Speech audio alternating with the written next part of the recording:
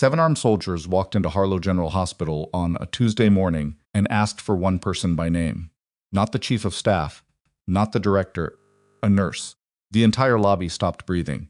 Dr. Marcus Holt, who had spent the last 4 days trying to end her career, stood 20 feet away and watched it happen. The commanding officer stepped forward, raised his hand in a sharp military salute, and held it. Soldiers behind him did the same. Emily Voss, standing in blue scrubs, hair pulled back, a coffee cup still in her hand, looked at them and said nothing, 'cause she already knew why they had come. Before we go any further, if you're new here, hit that subscribe button right now, because this channel is where stories like this one live. Every week we bring you cinematic narratives that will mess with your head, break your heart, and leave you completely floored. Hit the like button if you want to see more, and drop a comment below telling me what city or country you're watching from. I genuinely want to know how far this story has traveled. Now let's go back to where this all started. 3 weeks before the soldiers arrived, Emily Voss pulled into the staff parking lot at Harlow General with a single duffel bag, a rented room 3 miles away, and 11 years of a life she did not talk about. She was 29. She had a nursing license issued 18 months ago from a continuing education program in Reno. On paper, she was a late bloomer, someone who had come to the profession slowly, through what her personnel file vaguely described as prior service work. The HR coordinator who processed her application asked once what that meant. Emily's had said, "emergency field work," and smiled in a way that made it clear no follow-up question would be welcome. Harlow General sat on the edge of Delton, a mid-sized city in the valley that people mostly knew for its freight rail hub and its 2 college campuses. The hospital served about 300,000 people across 4 counties, and its emergency department ran like a machine that was one bad shift away from breaking down. Understaffed, overadmitted, with a trauma unit that had earned a regional reputation, it was barely maintaining. Emily had applied here specifically because of the trauma volume. She wanted the work. She wanted to stay busy. What she did not want was attention. She got the opposite. Her first week went fine. She showed up early, absorbed the layout faster than the charge nurses expected, kept quiet during briefings, and asked precise questions that other new hires never thought to ask. Sandra Kowalski, the veteran charge nurse who had been running the ER floor for 14 years, noticed early. Sandra was the kind of woman who had seen everything and been impressed by very little. She watched Emily restock trauma carts with a familiarity that felt practiced rather than memorized, and she filed it away without comment. By the end of that week, one person had already decided Emily was a problem. Dr. Marcus Holt was 44 years old, the department's senior attending physician, and the kind of authority figure who had confused being technically competent with being exceptional for so long that the two things had fused inside his personality. He ran trauma briefings with the energy of someone who needed the room to remind him constantly that he was in charge. He asked questions not to learn but to perform. He interrupted nurses mid-sentence. He had been written up twice for conduct in the past 5 years, and both times the hospital had quietly cleared the documentation, because losing him would have meant losing 2 junior physicians who refused to work under anyone else. He was, in short, the kind of man who did not handle surprises well. Emily became a surprise on day 9. A patient came in from a farm accident, partial degloving injury to the forearm, severe blood loss, early indicators of compartment syndrome developing in the left hand. Paramedics had done what they could, but the window was closing. The trauma team moved fast, and in the middle of the controlled chaos, Emily noticed the pressure reading on the IV line was wrong. Not dangerously wrong, not yet, but wrong enough that in 20 minutes it would be. She adjusted it. She didn't announce it. She didn't ask permission. She caught the equipment drift, made the correction, noted it on the chart, and kept moving. Marcus saw her hands on the line. After the patient was stabilized and the team was clearing out, he stopped her in the hallway outside the trauma bay. "You adjusted the drip rate," he said. Not a question. Yes. Emily met his eyes. It was running 4% high. Given his pressure trend, I corrected to the lower bracket. That's not a call a floor nurse makes without physician authorization. Emily paused for exactly 1 second. The physician was managing the wound. The adjustment needed to happen in that moment. I documented it. Marcus stared at her. Something moved behind his expression that wasn't quite anger and wasn't quite professional concern. It was something more personal, the specific discomfort of someone who has been shown up and knows it. "I'll need to see your previous experience documentation," he said. "You're new here, and new nurses don't make independent clinical decisions in my department." "Understood," Emily said, and walked back to her station. She did not look rattled. That was the part he couldn't stand. The documentation request went nowhere because her file was clean and her certification was current. But Marcus began watching her the way predators watch prey, not because they're hungry yet, but because they want to know the terrain before they strike. The second incident happened 4 days later. A man in his 50s came in complaining of chest tightness and left arm numbness. His wife had driven him in because he refused to call an ambulance, and by the time they reached the intake desk, he was sweating through his shirt and his lips had a faint gray tinge that had nothing to do with the fluorescent lighting. Emily was the first clinical staff to reach him. She took his pulse, checked his color, asked 3 fast questions, and immediately called for a cardiac workup and an ECG while simultaneously getting him onto a gurney. The attending on rotation, Dr. Priya Nambiar, arrived within 2 minutes, looked at the patient, looked at Emily's preliminary assessment already written on the intake form, and said, "Good catch," before taking over. STEMI. The man was in the cath lab within 18 minutes. Survived. Marcus was not in the department when it happened, but he heard about it by end of shift. That evening, he pulled Emily's time logs and charted every independent judgment call she had made in 9 days of work. Counted 6. By his framing, each one was overreach. By any clinical standard, each one had been correct. He went to the department director, Dr. Lillian Osworth, with a formal concern. Complaint yet. A concern. He said Emily was operating outside her lane and creating liability exposure for the unit. Lillian listened, asked a few questions, and told him she'd monitor the situation. She had been director for 11 years, and she knew exactly what Marcus was doing. She had seen this pattern before the senior physician, threatened by a skilled subordinate, building a paper trail in advance of something he hadn't decided yet, told her assistant to flag any further communications from Marcus regarding Emily Voss. Emily knew none of this. She was, at that moment, sitting in the hospital break room, eating a sandwich she'd made at 4 in the morning because she forgot to make it at a normal hour, and reading a surgical journal she'd borrowed from the library cart. Sandra walked in, poured herself a terrible cup of vending machine coffee, and sat down across from her without being invited. "Holt's watching you," Sandra said. Emily didn't look up from the journal. "I know, you don't seem worried." "I'm not." Emily turned a page. "Being watched doesn't bother me." Sandra looked at her for a moment. "Where'd you work before this?" "Emergency field work." Same answer as always. Sandra nodded slowly, like someone who had filed away a small piece of a larger puzzle. "You ever going to tell me what that actually means?" Emily smiled small, genuine, slightly tired, probably not. Sandra drank her terrible coffee and said nothing more. But she didn't leave either. They sat in silence for a few minutes, two people who had both learned that silence was sometimes the most efficient form of conversation. The breaking point came on a Wednesday. There was a hospital-wide trauma briefing, one of the quarterly sessions, where the senior medical staff reviewed procedure updates and the department heads presented cases for training review. Marcus ran the trauma section. He had selected 3 cases from the previous month to discuss, and he had spent 40 minutes the night before selecting the 3rd one specifically. It was Emily's STEMI intake. He didn't use the patient's name. He didn't accuse Emily directly, but he framed the intake sequence as an example of non-physician staff overextending into clinical decision territory and questioned whether the correct protocol had been followed before the ECG was ordered. 30 people were in the room. Emily was one of them. She sat at the end of a row and listened to Marcus carefully reconstruct what she had done and present it as a potential mistake. She didn't move. She didn't react visibly. A nurse sitting next to her later said it was like watching someone let rainwater run off their jacket. Dr. Nambiar, who had been on rotation during the incident, spoke up.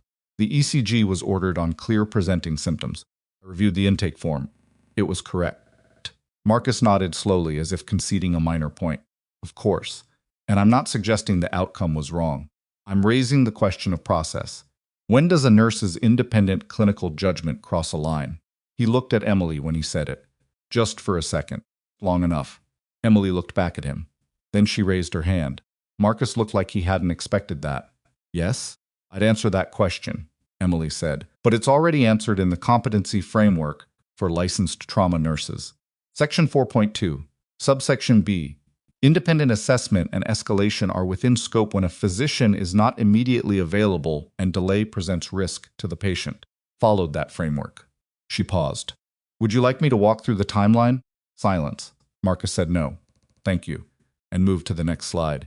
After the briefing, 3 nurses she barely knew stopped Emily in the hallway and said some variation of that was perfect.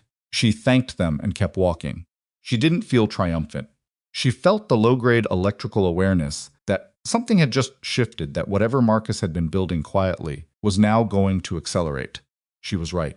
By Thursday morning, the concern had become a formal complaint.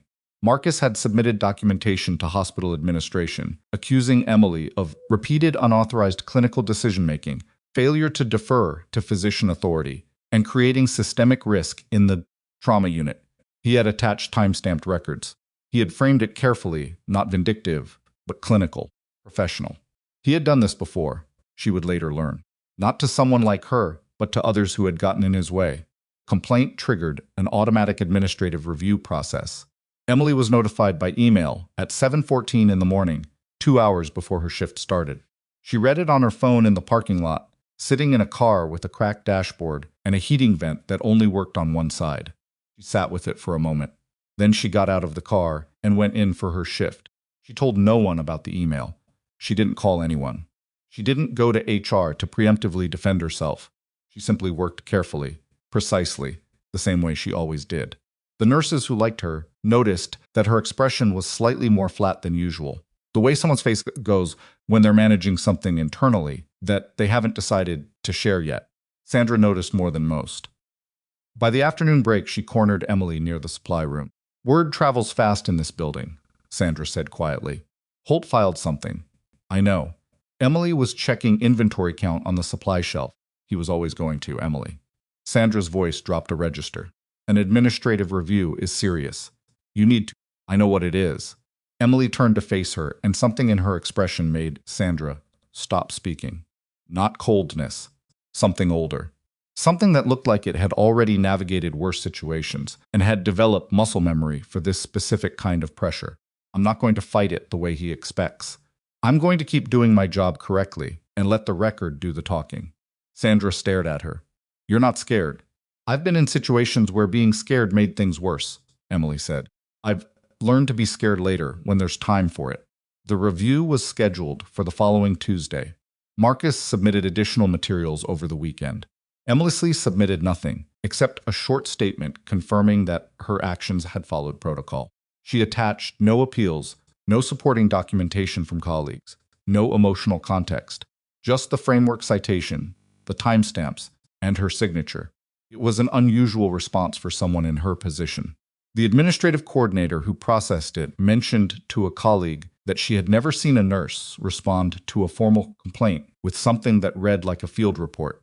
Monday morning, the day before the scheduled review, Harlow General received a phone call. Call went to the hospital's security office first, which was unusual.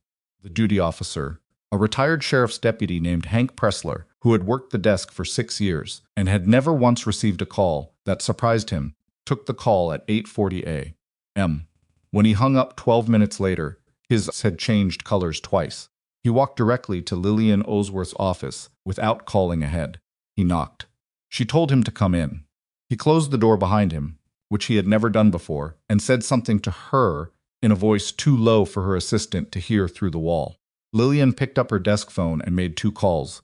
By noon, the administrative review scheduled for Tuesday had been quietly suspended. No notice was sent to Marcus. No notice was sent to Emily. The suspension wasn't announced at all. It simply disappeared from the scheduling system. Marcus found out when he tried to confirm the meeting time with the coordinator and was told politely that the review had been deferred, pending additional administrative context. He asked what that meant. Coordinator said she didn't know the specifics and suggested he direct questions to the director's office. He went to Lillian's office. Her assistant told him the director was unavailable. He waited 20 minutes and left. That evening, Harlow General's security team received a detailed briefing. Hank Pressler spent 35 minutes on a secure call with people who did not give their names and used a non-local area code that Hank recognized from his years in law enforcement as federal. He didn't sleep well that night. Emily, unaware of any of it, finished her shift at 7 p.m., drove to her rented room, heated up leftover rice and vegetables on a portable stove, and read for an hour before going to sleep at 9:30. She had been doing this the early nights, the simple meals, the deliberate quiet, since she'd arrived in Delton. Like someone who had decided loudness was a resource she no longer needed to spend. The next morning, Tuesday, she drove into the staff lot at 6:50 a.m. She had a protein bar in her jacket pocket and a travel mug of black coffee. She badged through the side entrance, took the stairs to the third floor, put her bag in her locker, and started her shift.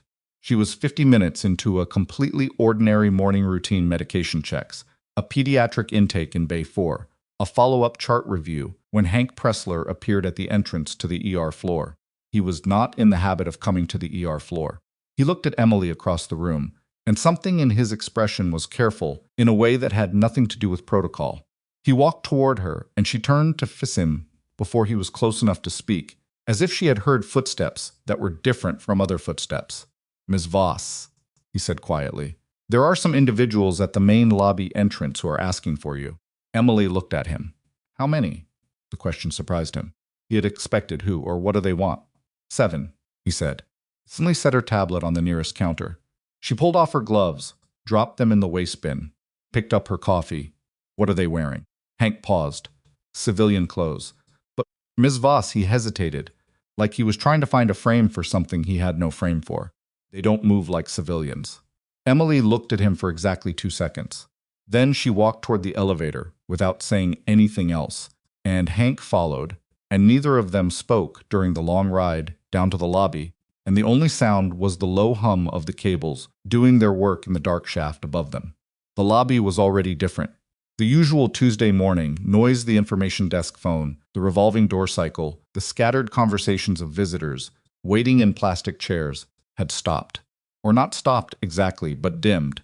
The way sound dims when everyone in a room has instinctively decided to be quieter without knowing why. 7 people stood just inside the entrance. They were dressed in street-clothes jeans, dark jackets, clean boots, unremarkable on anyone else. But they stood the way Emily stood. Backs straight with effort made invisible, weight distributed. Eyes that were currently calm, but that had calibrated calm and violence. So many times the calibration had become automatic. She recognized the posture before she recognized the face. The man at the front was in his early 50s, silver at the temples, scar running through his left eyebrow that had healed well, but not invisibly. He was watching the elevator doors, and when they opened and Emily stepped out, something in his expression controlled. Professional broke slightly at the edges. He crossed the lobby in 6 steps. He stopped 2 feet away from her.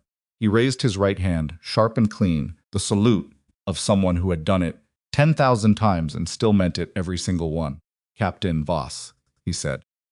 Behind him, in unison, without a word passing between them, 6 hands went up. The lobby was completely silent. Emily looked at them, all of them. Each face, and something moved through her expression that the people watching from the information desk and the waiting chairs could not name. Not surprise, not pride. Something closer to relief, and also something closer to grief, and also something in between those two things that had no clean word attached to it. Across the lobby near the corridor that led to hospital administration, Dr. Marcus Holt had been walking toward Lillian Osworth's office for the 2nd time that morning. Stopped. He stood completely still and watched the scene in front of him, the 7 figures, the salutes held in the air. Emily Voss, standing in blue nursing scrubs holding a coffee cup, receiving something he had never once considered possible. His face did something complicated. And Emily, without looking at him, without acknowledging him in any way, lowered her coffee cup slowly to her side, squared her shoulders, and raised her free hand back. The salute lasted 11 seconds. Emily counted without meaning to. It was a habit from a different life measuring time in situations where time was the variable that mattered most. 11 seconds of 7 hands held in the air, in a hospital lobby in Delton. On a Tuesday morning, when the coffee cart near the entrance was still steaming, and a child in the waiting area had stopped crying mid-breath, because even she could sense that something had shifted in the room. Then Emily lowered her hand. The commander lowered his. The 6 behind him followed. Nobody moved for another moment. The commander's name was Richard Daves. He was 52 years old, and the last time Emily had seen him, he had been bleeding through a field dressing on his right shoulder in conditions she did not intend to think about in a hospital lobby. He looked better now. He looked older. He looked like someone who had carried the weight of a specific memory for a long time and had finally gotten the chance to set it down somewhere. "You look different," he said. "Scrubs," Emily said. Something almost like a smile moved across his face. "I meant the hair. It grew." He exhaled slowly, not quite a laugh, not quite a sigh. The kind of breath that comes out when relief and everything that precedes relief finally meet each other. He glanced around the lobby, at the staff who had stopped pretending to work, at the visitors who had stopped pretending to read their phones. His eyes moved the way a trained person's eyes move in an unfamiliar space, not paranoid, just noting exits, distances, variables. "Is there somewhere we can talk?" he asked. "Not yet," Emily said. "There's something happening here first." She was looking past him, toward the corridor. Marcus Holt had not moved. He was still standing near the hallway entrance, still wearing the particular expression of a man whose brain is working hard to construct an explanation that makes the scene in front of him something other than what it obviously is. His arms were at his sides. One hand had curled slightly unconsciously into a loose fist. Emily turned back to Daves. "Give me an hour." He nodded once, the nod of someone who has learned that Emily Voss saying, "Give me an hour," means something will be resolved in an hour. "We'll wait." She walked back toward the elevator without looking at Marcus. She passed within 12 feet of him. He said nothing. She pressed the button, waited, stepped in, and the doors closed behind her. The floor was different when she returned. Not physically different. Same bays, same smell of antiseptic and recycled air, same overworked lighting that made everyone look slightly more exhausted than they actually were. But the density of attention had changed. Information had traveled the way. Information travels in hospitals, not through official channels, but through the network of people who had been watching from angles others missed. By the time Emily was back at her station, every nurse on the floor knew that something had happened in the lobby. Half of them had already checked their phones. One of the orderlies had a cousin who worked at the information desk and had sent a voice message that ended with the word "saluting." Sandra was waiting near the nursing station. She was leaning against the counter with her arms crossed and the expression of someone who was extremely calm and extremely unsettled at the same time. "You want to tell me what just happened downstairs?" Sandra asked. "Not particularly." Emily picked up her tablet and pulled up the chart she had been reviewing before Hank Pressler appeared on the floor. "Emily, I'm still on shift." Emily scrolled through the chart. "Bay 4's pediatric case needs a follow-up check." "I'll do it." Sandra stared at her for a long moment. 7 people just saluted you in the main lobby. 6, technically. Daves doesn't lead from behind. Who is Daves? Emily looked up. Something in her expression was careful, in the way that careful things are when they're also honest. "Someone I worked with a long time ago. Before this." She gestured vaguely at the scrubs. "He'll explain what he needs to explain to whoever needs to hear it. But right now I have patience." Sandra unfolded her arms. She looked like she wanted to say 10 more things, and had decided with visible effort to say 0 of them. "Fine," she said finally. "Bay 4. The pediatric patient was a 7-year-old named Marcus, different Marcus. Worse name timing, who had come in the previous evening with a fever that hadn't responded to the first round of treatment, and parents who were oscillating between terrified and exhausted in the particular way that parents of sick children do. Emily spent 20 minutes with him. She checked his temperature, adjusted the notation on his fluid intake chart, talked to him about a cartoon he liked while she examined his lymph nodes, and spent another 5 minutes with his mother explaining what the next 8 hours of monitoring would look like and why it was not as alarming as it felt. She was good at this part. She had always been good at this part, the translation of clinical reality into language that scared people could absorb. It was, in a way, not so different from something she'd spent years doing in the field. Reading a situation clearly, determining what information mattered, delivering it without panic and without false reassurance. The specific environment was different. The core skill was the same. When she came back to the nursing station, Sandra handed her a note. Written on it, in Sandra's precise handwriting, "Director's office. 10:30. You and Dave's. Emily checked the time. 40 minutes. She worked through them. At 10:28, she walked to Lillian Osworth's office on the 4th floor. Richard Daves was already in the hallway outside it, standing the way he always stood, not military stiff anymore, just settled, like a person who had decided how much space they were going to occupy in the world and was comfortable with the number. One of his team was with him. The other 5 were, Emily assumed, somewhere less conspicuous. You're almost late, Dave said. I had a patient. Of course you did. They went in together. Lillian Osworth's office was smaller than her title suggested.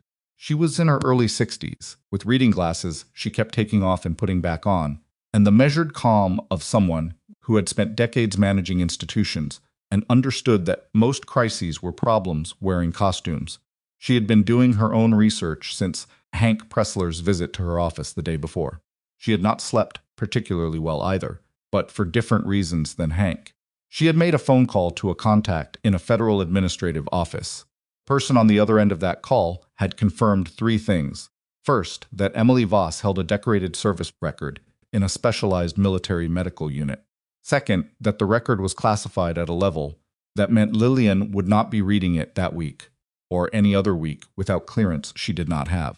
Third, that Harlow General should be extremely careful about how it proceeded with any personnel action against Emily Voss, and that this was being communicated as information, not a directive, and that the distinction mattered. Lillian had processed all of this with the specific competence of someone who understood what they were not being told. She stood when they entered. She shook Dave's hand. She gestured to the chairs. Dave's didn't sit immediately. He looked at Emily first. You want to be here for this? He asked. No, Emily said honestly. But I probably should be. She sat. What Dave said in the next 40 minutes was partial, measured, and still enough to change the shape of everything. He could not share operational details. He did not share them. What he shared was a framework. Emily Voss had served in a forward medical unit attached to a classified special operations program. She had deployed multiple times. She had received training that placed her, clinically, at a level well above standard military nursing training in battlefield trauma, advanced surgical assist, emergency decision-making, under conditions of active threat, triage protocols designed for mass casualty scenarios where physician presence was impossible. She had acted, repeatedly, with independent clinical authority because, in her field context, waiting for authorization meant people died.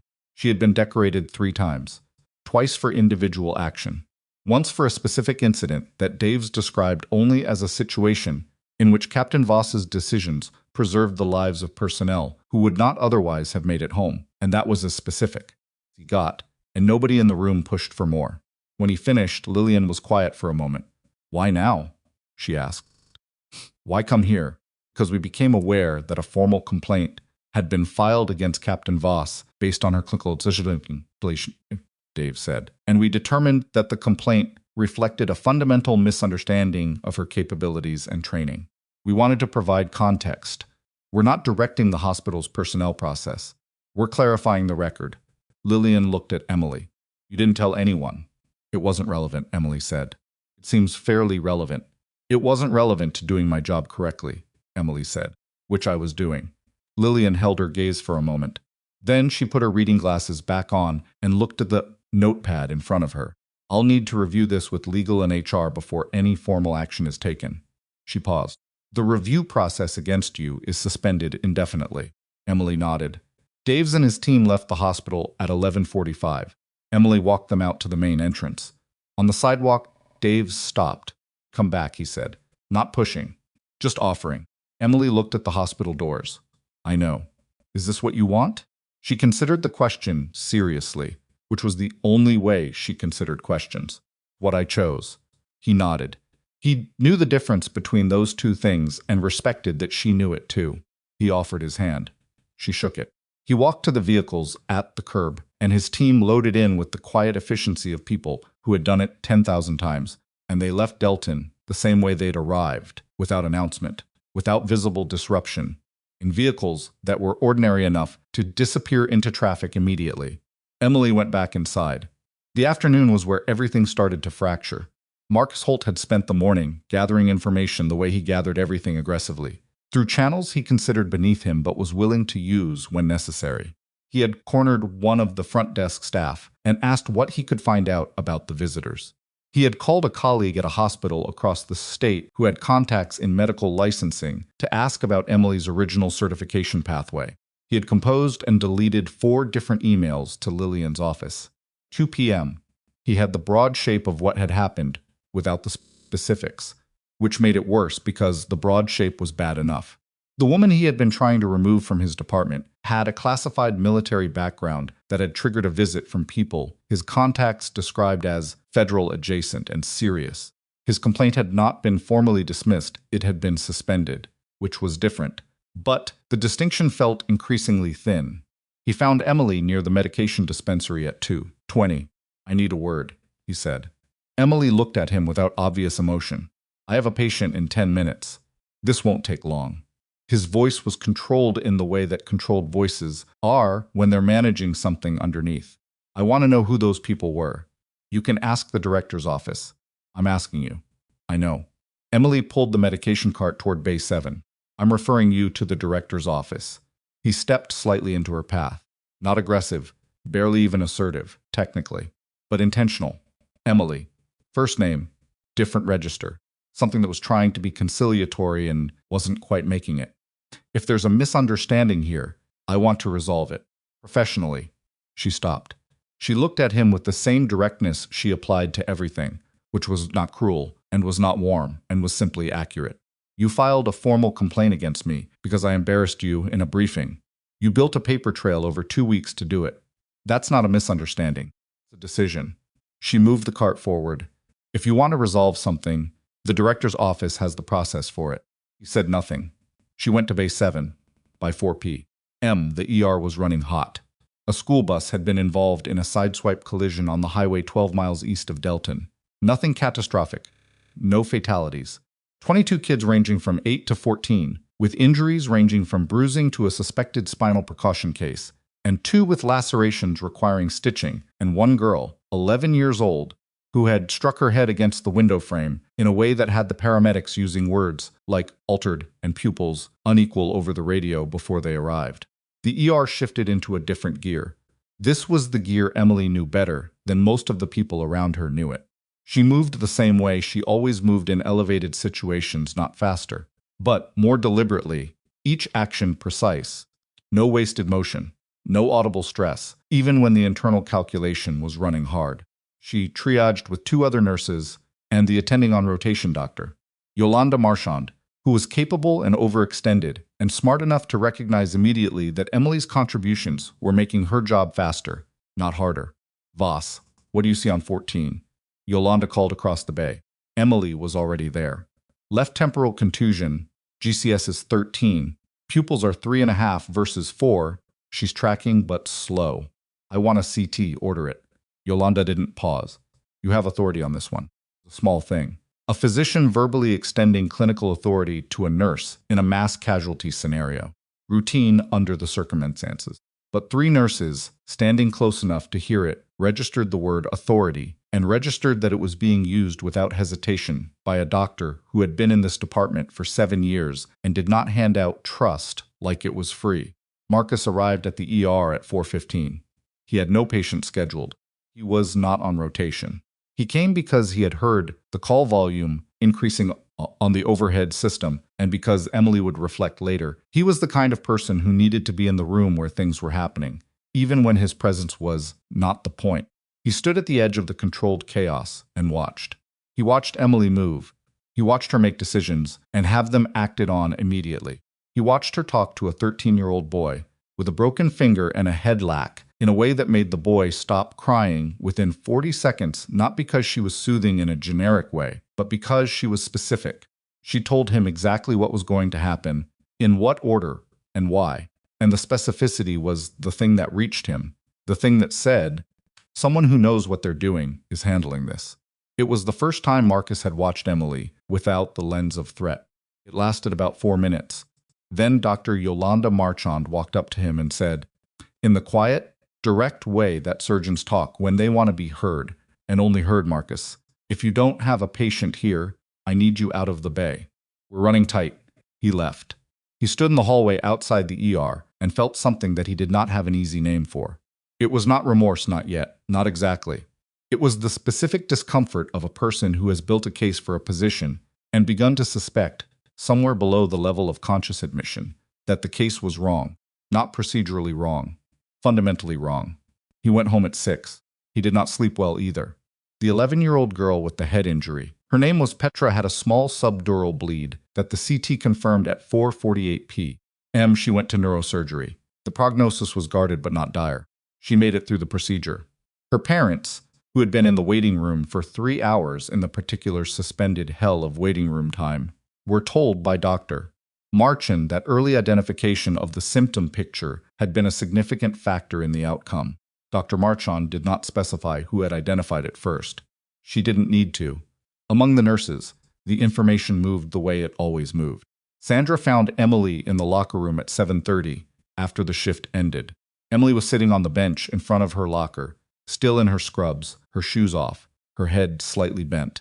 She was not doing anything, not looking at her phone, not eating, not reading, just sitting with the specific stillness of someone who runs on high output for long periods and has finally found a moment to stop. Sandra sat next to her. For a while, neither of them said anything. "Long day," Sandra said finally. "Yeah." Another stretch of quiet. "The girl's going to be okay," Sandra said. "Petra, I heard from neuro." Emily nodded. She already knew. She had checked. "You going to tell me about it?" Sandra asked. "Any of it. The military part." Emily was quiet for a moment.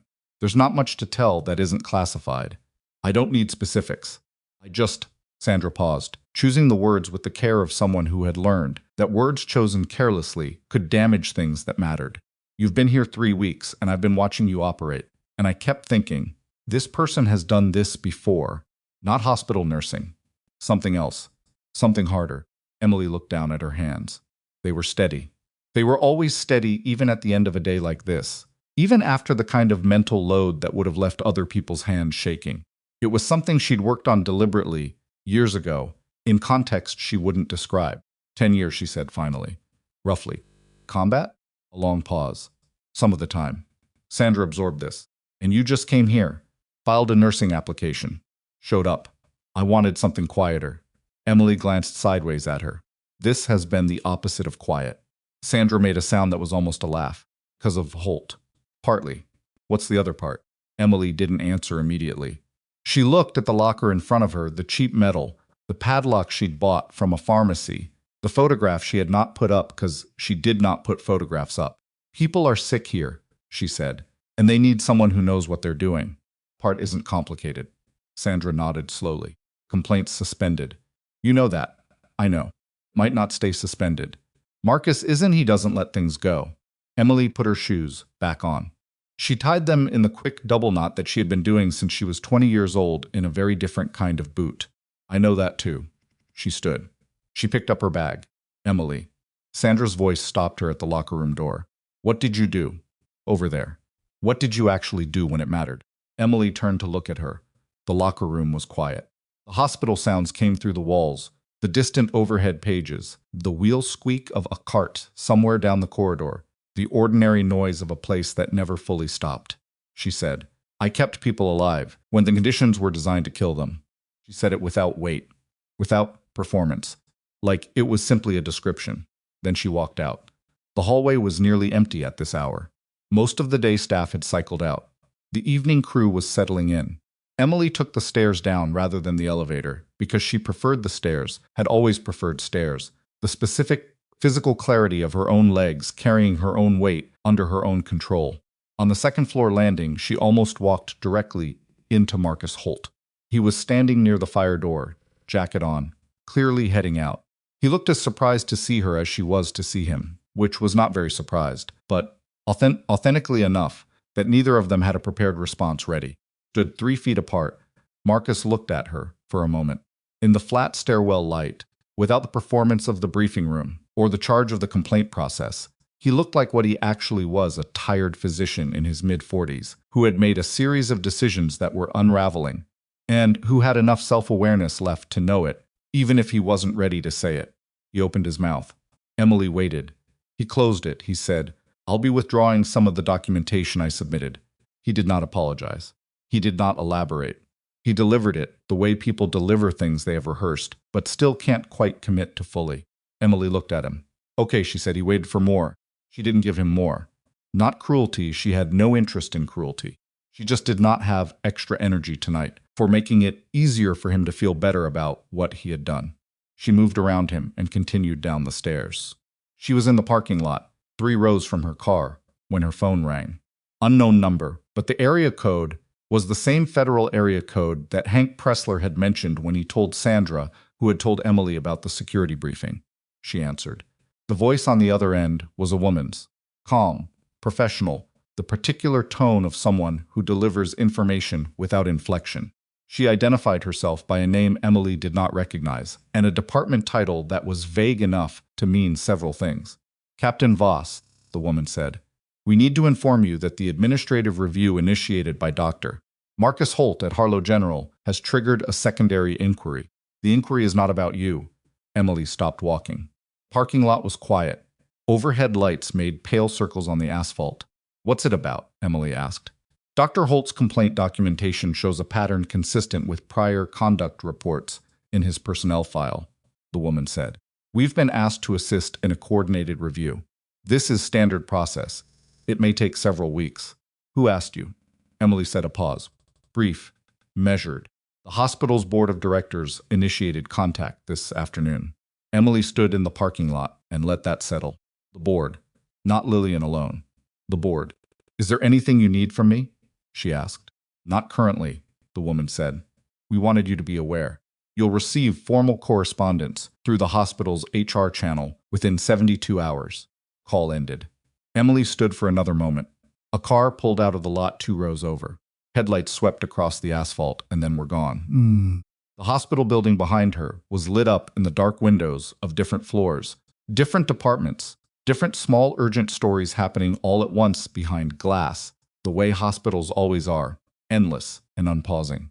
She put her phone in her jacket pocket. She walked to her car. She got in, started the engine, sat for a moment with her hands on the wheel. The heating vent on the left side made the sound it always made before warming up a faint, irregular rattle. Nothing dangerous, just old. She was used to it. She was used to a lot of things. She pulled out of the lot and drove the 3 miles back to her rented room. And she was halfway there, at the intersection with the rail crossing that always made her wait longer than seemed necessary, when her phone buzzed. Text. From a number she did not have saved, but the format of the message clipped. No punctuation beyond the period at the end. No greeting told her exactly who it was. Holt's prior facility. Delton isn't the first. 2 nurses and a resident. Look up Carmichael Regional 2019. She read it twice. The rail crossing gate lifted. The light changed. She sat through an entire additional green cycle without moving, the cars behind her eventually routing around, one driver leaning on a horn that faded as he passed.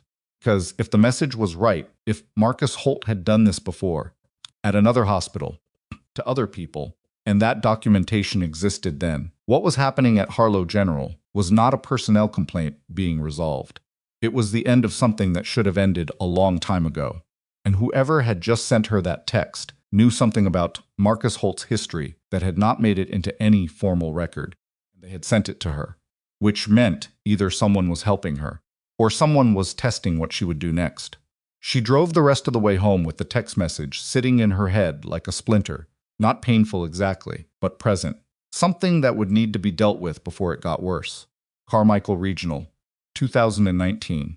She didn't look it up that night, not because she wasn't curious, but because she had learned, in circumstances that made this particular parking lot situation feel extremely minor, that acting on incomplete information at the end of an exhausted day was how people made mistakes. She ate. She showered. She set her alarm for 5:15. She lay in the dark of her rented room for 22 minutes, she knew, because she watched the ceiling and counted her own breathing the way she'd been trained to, technique for slowing a cortisol response that her first field instructor had taught her by making her do it on a hillside at 3 in the morning with 2 hours of sleep behind her, and then she went to sleep. She looked it up at 5:40 the next morning, sitting at her small kitchen table, with black coffee and the kind of early morning quiet that only exists before the rest of the world decides to start making noise. Carmichael Regional Medical Center. a mid-sized facility in a city about 90 miles northwest of Delton. 2019 public records showed a staffing complaint process review that had been initiated by the facility's ethics board. The documentation was partial, redacted in the way that institutional documents are when legal has been through them. Public summary referenced an internal review of conduct complaints filed by clinical staff against a senior attending physician. The outcome had been described as resolved through mutual agreement, the specific language of settlements, that kept details away from visibility. The attending physician's name was not in the public summary. It didn't need to be. The date range of the complaints was a 6-month window in 2019. Marcus Holt's employment record, which was not private because hospital medical staff directories were public, showed him listed at Carmichael Regional until mid-2019, after which he appeared at Harlow General. Emily read the public document twice. Then she closed her phone and finished her coffee and sat for a moment looking at the thin rectangle of gray morning light coming through the window above the sink. Text had not been wrong. The question she had fallen asleep with was still present: who had sent it and why, and whether their interest in the outcome was the same as hers. In her experience, people who passed along useful information always had a reason, and the reason was not always the one they wanted you to assume. She went to work. The shift started with the ordinary texture of a Thursday 2 overnight admissions requiring morning chart updates, a post-operative patient being transferred from surgical to recovery, the medication dispensary running slow because the supply delivery had been misrouted and 2 items were on back order. Emily moved through it with the same precision she brought to everything. But a part of her processor, the part that her field supervisors used to call her threat awareness, and which she had never found a better term for, was running a parallel track. By 9 a.m., she had made a decision. She went to Lillian Osworth's office during the morning admin window, knocked, and was told to come in. Lillian was at her desk with her reading glasses on and a stack of printed documents that she had clearly been working through before the day officially required her to. She looked up at Emily with an expression that had no surprise in it. "I was wondering when you'd come," Lillian said. "Carmichael Regional," Emily said. 2019. "You know about it." It was not a question. Lillian's expression confirmed it before she answered. The director took off her glasses and set them on the desk with the deliberateness of someone who had learned that physical gestures could buy exactly enough time to formulate a careful answer. "The board became aware of it yesterday afternoon," Lillian said. During the process of reviewing Marcus's complaint file, a cross-reference appeared. She paused. "It's part of why the full review has been escalated." "Who's conducting it?" "The hospital's independent ethics board, in coordination with the state medical licensing body. They've been formally contacted as of this morning." Lillian looked at Emily steadily. "This is not a small thing." "I know what it is," Emily said. "I need to know if I'm expected to be a formal part of the process. That depends on what you're willing to provide." Lillian folded her hands.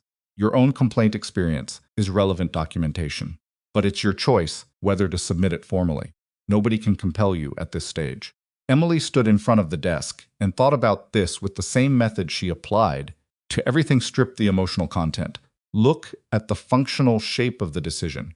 Determine what outcome the decision was likely to produce.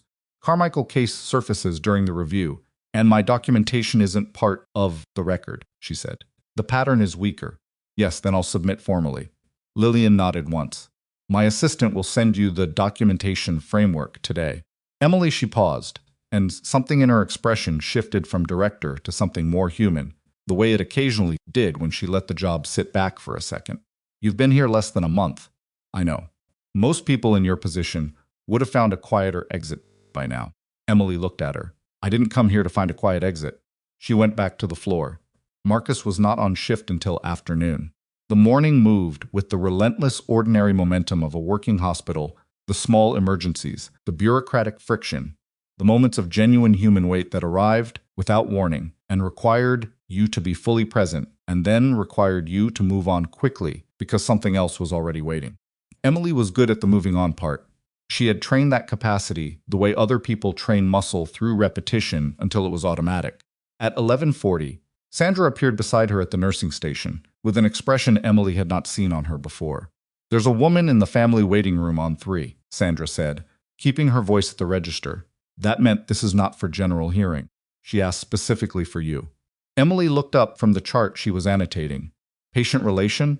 No, she said she worked at Carmichael Regional. Emily set the chart down. The family waiting room on 3 was the smaller 1-4 chairs, a window overlooking the staff parking structure, a sad fern on a corner table that someone watered with visible optimism. The woman sitting near the window was in her late 30s, dark-haired, wearing a fleece jacket over some scrubs that were not Harlow General's color. She was holding a paper coffee cup with both hands, and she was watching the door when Emily came in. The watchfulness of someone who has been rehearsing this for longer than the drive over stood up immediately. Nurse Voss, she said. I'm Kayla Brewer. I was a charge nurse at Carmichael for 4 years. I left in 2019. Emily looked at her. You sent the text. Kayla Brewer's hands tightened on the cup. I have a colleague here, in radiology. She told me what Holt had done, the complaint, the suspension, the soldiers. She exhaled. I've been watching this hospital's staff directory since I found out he was here. I set an alert. Emily absorbed this. You've been waiting for something to happen. I've been waiting to see if someone would push back. Her voice was steady, but the steadiness was effortful. Carmichael, nobody did. 2 nurses filed internal complaints. A resident submitted a written grievance. Holt had been there 8 years. He had relationships with the board, with the department heads. Complaints went into a process that lasted 6 months and ended with a settlement that required all 3 of them to sign non-disclosures. And you? I didn't file anything formally. She looked down at the cup. I watched it happen, and I didn't file anything, and I have carried that since. She looked back up. When I heard what he did here, She stopped. I need to tell someone what I saw. Officially. If there's a formal process open, I need to be in it. Emily looked at her for a long moment. Kayla Brewer had the specific look of someone who had been carrying a specific weight for a specific amount of time and had reached the point where putting it down was more necessary than whatever comfort the carrying had provided. Ethics board review started this morning, Emily said. I can give you the contact for the process coordinator. Whatever you have, testimony, documentation, contemporaneous notes from the time, all of it is relevant. Kayla nodded. She reached into her jacket pocket and took out a folded envelope. I kept notes, she said, from 2019. I kept them because I thought at the time I might eventually. She didn't finish the sentence, just held out the envelope. Emily took it. She did not open it. I'll pass this to the process coordinator today. Your contact information? Kayla gave it.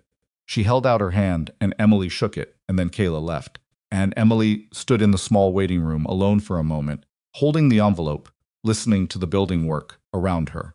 Fern in the corner looked like it was doing its level best under difficult conditions. She went back to the floor. The afternoon escalated before Marcus even arrived. At 1:15, a hospital-wide email went out from the director's office. It did not mention Marcus Holt by name. It did not mention Emily.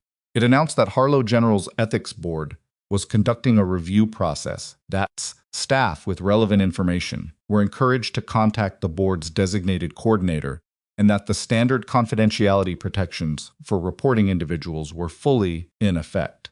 By 1:30, Emily's phone had received 4 text messages from different nurses on different floors. Each message was a variation of the same theme. I have something to say. Do I contact you or go directly?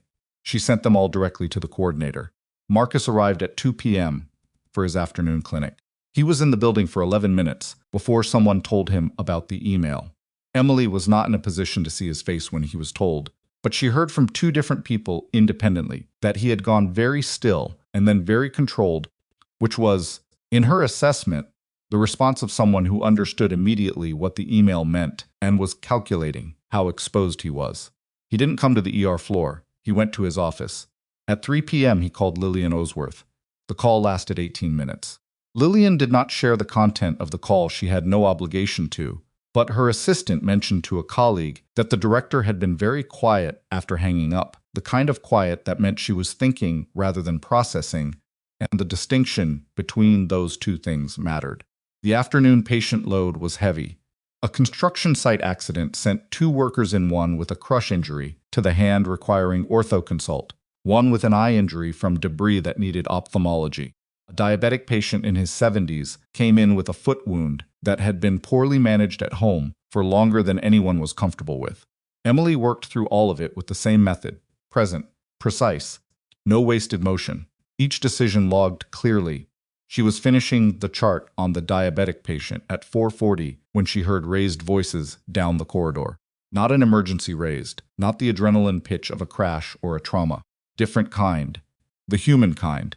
The kind that meant two people had run out of institutional language and switched to something more direct. Stayed where she was.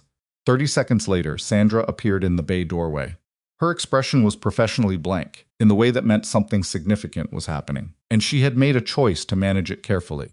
"Marcus is in the hallway outside admin," Sandra said. "He's talking to Dr. Marchand." "Talking," Emily repeated, loudly. Sandra paused. "He's saying the review is retaliatory." "He's using that word," repeatedly. Emily set the chart tablet on the counter. "Dr. Marchand okay?" "She's more than okay. She's giving back as good as she's getting." Sandra's professional blank cracked slightly, and underneath it was something drier. Yolanda Marchand did not get where she is by walking away from fights she can win. Emily did not go to the hallway. She went to the medication station and completed the dispensary log for the shift. When she finished, the voices down the corridor had stopped. She did not know who had ended the conversation or how. She found out at 5:15 when Dr. Yolanda Marchand appeared at the ER nursing station, poured herself a cup of the terrible coffee, and stood next to Emily without ceremony. "He told me the complaint was legitimate," Yolanda said, "that you were operating outside clinical boundaries, that the military visit was a performance staged to intimidate him." Emily said, "What did you say?" "I said I was present during the school bus incident, and I had personally extended clinical authority to you, which is within attending discretion, and that I had documented it at the time, and that my documentation would be part of the record." Yolanda drank the coffee without visible reaction to its quality, which indicated she had either lost the ability to taste it or had made peace with it. "I also said that a man who shows up at the department he's not assigned to in order to observe a colleague he has filed a complaint against is not demonstrating professional concern. He's demonstrating something else." "Did you use those exact words?" Emily asked. "I used clearer ones." Yolanda set the cup down. "He's going to push back, Emily. He has allies here. Not many fewer than he thinks, but some. And a man who feels the walls closing is more dangerous than one who's comfortable." Emily looked at her. "I know." Yolanda studied her for a moment. "You don't seem scared." "I'm a little scared," Emily said. "I'm just not leading with it." Yolanda almost smiled. "Fair enough." She picked the cup back up. "For what it's worth, and I'm going to put this in writing for the record, what you did with the Petra case was correct. The identification was fast and clinically sound. She's recovering. Her parents asked me to pass on their thanks to the nurse who caught it first." Emily nodded. "I'll take that."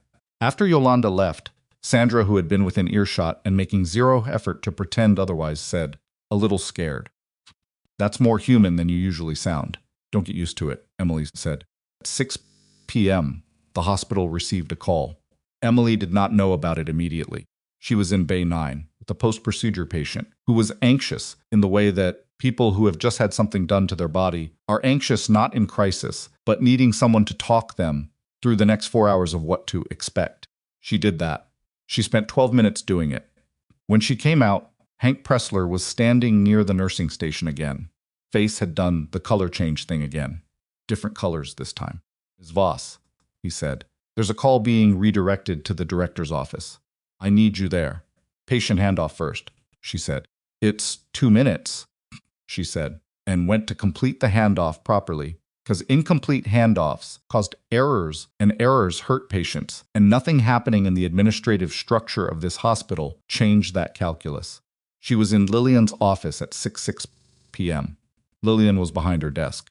She had both reading glasses on for once, not pushed up on her head, not folded in her hand, actually on her face, which meant she was in a mode that required maximum clarity. On the desk was a printed document she hadn't seen Emily look at yet and wasn't offering. "State Medical Licensing Board's review coordinator made contact an hour ago," Lillian said. "They've received 7 formal statements today from current and former staff at both facilities." Emily stood in front of the desk. 7 as of 5 p.m. Lillian looked at her directly. "Marcus is aware the licensing review has expanded. Attorney contacted the hospital's legal team at 5:40. Emily registered this. An attorney. The specific upgrade in response that meant the situation had moved from institutional disagreement to legal exposure. What does that change? Emily asked. For the internal process, possibly very little. The ethics board operates independently of legal representation. For Mark personally, Lillian paused. It means he's protecting himself now rather than attacking. Emily absorbed this, the shift from offense to defense. She knew the shape of it, had seen it in contexts that made hospital politics feel like a different scale of problem. But the human architecture of it was the same. A person who had been applying pressure, suddenly feeling it applied to them. The reaction was always the same, not contrition first, but self-protection. Contrition, if it came later. And it came in different qualities depending on the person.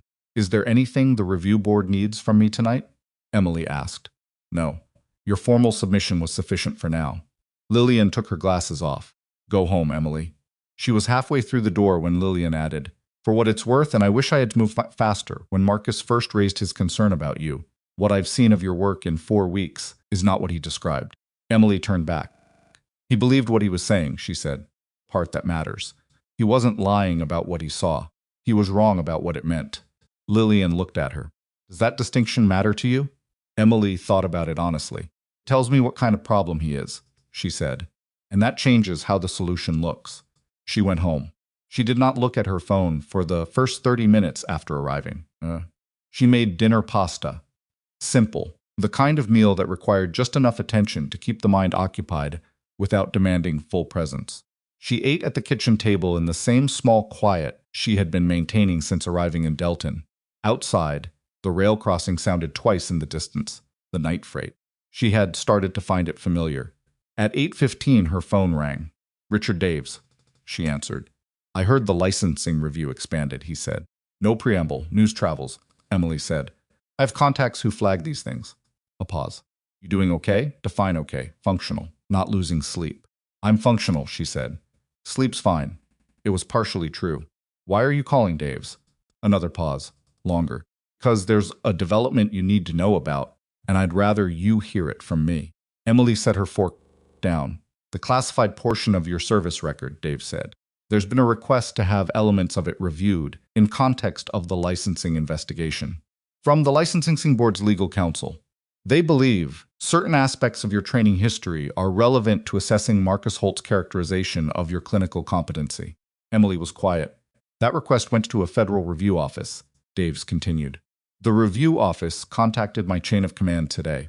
We've been asked to determine what, if anything, can be appropriately declassified or summarized for use in a civilian licensing proceeding. What's the answer? Emily asked. We're working on it. His voice was careful. There's a condensed summary document that exists, not operational details, just the clinical training record and the competency certifications. It was created for exactly this kind of situation. Civilian sector transition. We never needed to use it before. Emily looked at the wall across from her kitchen table. There was nothing on the wall. She had not put anything on the walls. If that document enters the licensing record, she said, it becomes part of a public proceeding. A sealed proceeding. Confidential to the board. Confidential until it isn't, she said. Emily, I'm not objecting, she said. I'm thinking out loud. She picked up her fork again. Ports the competency question. Use it. That's what it's for.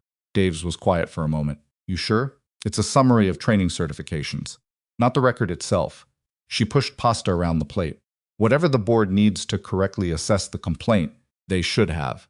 Okay, he sounded like he had expected more resistance and wasn't entirely sure whether to be relieved by the lack of it.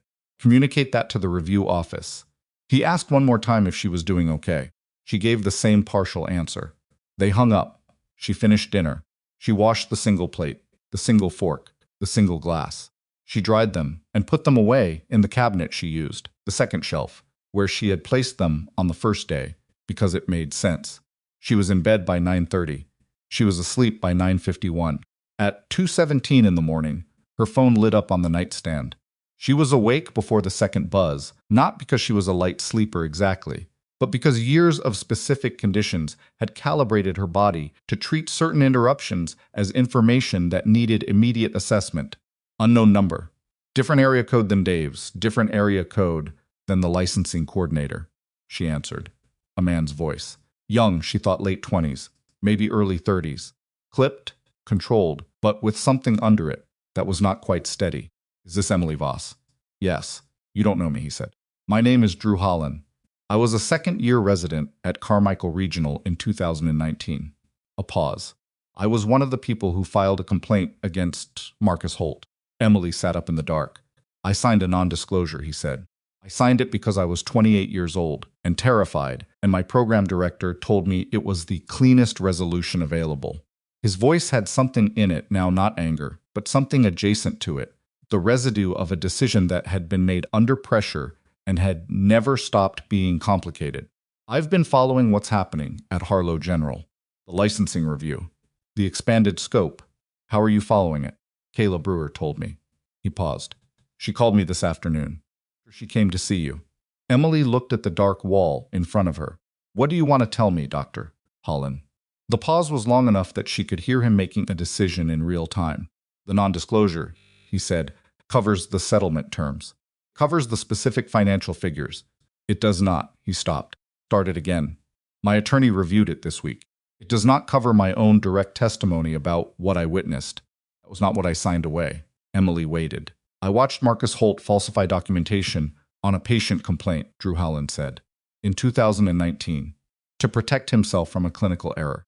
I watched him do it. I documented what I saw at the time, independently, and I kept those records outside the settlement process. They exist. They have never been part of any formal proceeding. The room was very quiet. My attorney says the non-disclosure doesn't cover those records, Drew Holland said, and the licensing board's expanded review creates a formal channel where they could be submitted. He paused. I need to know if that channel is real and if it's protected. Emily stood up from the bed. She walked to the window and looked out at the parking structure, across the street, gray concrete and the amber of overnight security lights. The channel is real, she said. The board's process coordinator can confirm the confidentiality protections, can give you the contact. Okay, he said. Okay, the word came out twice, and the second time had something different in it. Something that sounded like a person who had been holding their breath for 4 years and had finally remembered, you were supposed to breathe. She gave him the contact information. She confirmed the details she knew. She did not tell him what to do because that was not her call to make, and she knew it. When the call ended, she stood at the window for a moment. Falsified documentation, a clinical error covered, an independent record kept by a 28-year-old resident who had been frightened into a settlement but had been careful enough to keep what fell outside its walls. The pattern was not just conduct complaints. It was not just intimidation of staff. It was something with different stakes: a patient harmed, a record altered, evidence held in a drawer for 4 years by someone who had not been sure until tonight that there was anywhere safe to put it. She went back to bed. She lay in the dark. She was thinking about Marcus Holt, not with anger, not with satisfaction, but with the clinical clarity of someone who had just received information that changed the nature of the problem. She had come to Harlow General to do one thing, her job quietly, without the past making noise. Instead, she had pulled a thread, and the thread had led to something she had not anticipated. And the question now was not whether the full picture would emerge, but what would happen when it did. She thought about the 11-year-old girl in surgery, Petra, the specific 12 minutes that had mattered. She thought about the 2 nurses at Carmichael she had never met, who had signed their names to a document that silenced them and then had to go on living in the same professional world as the man who had driven them to it.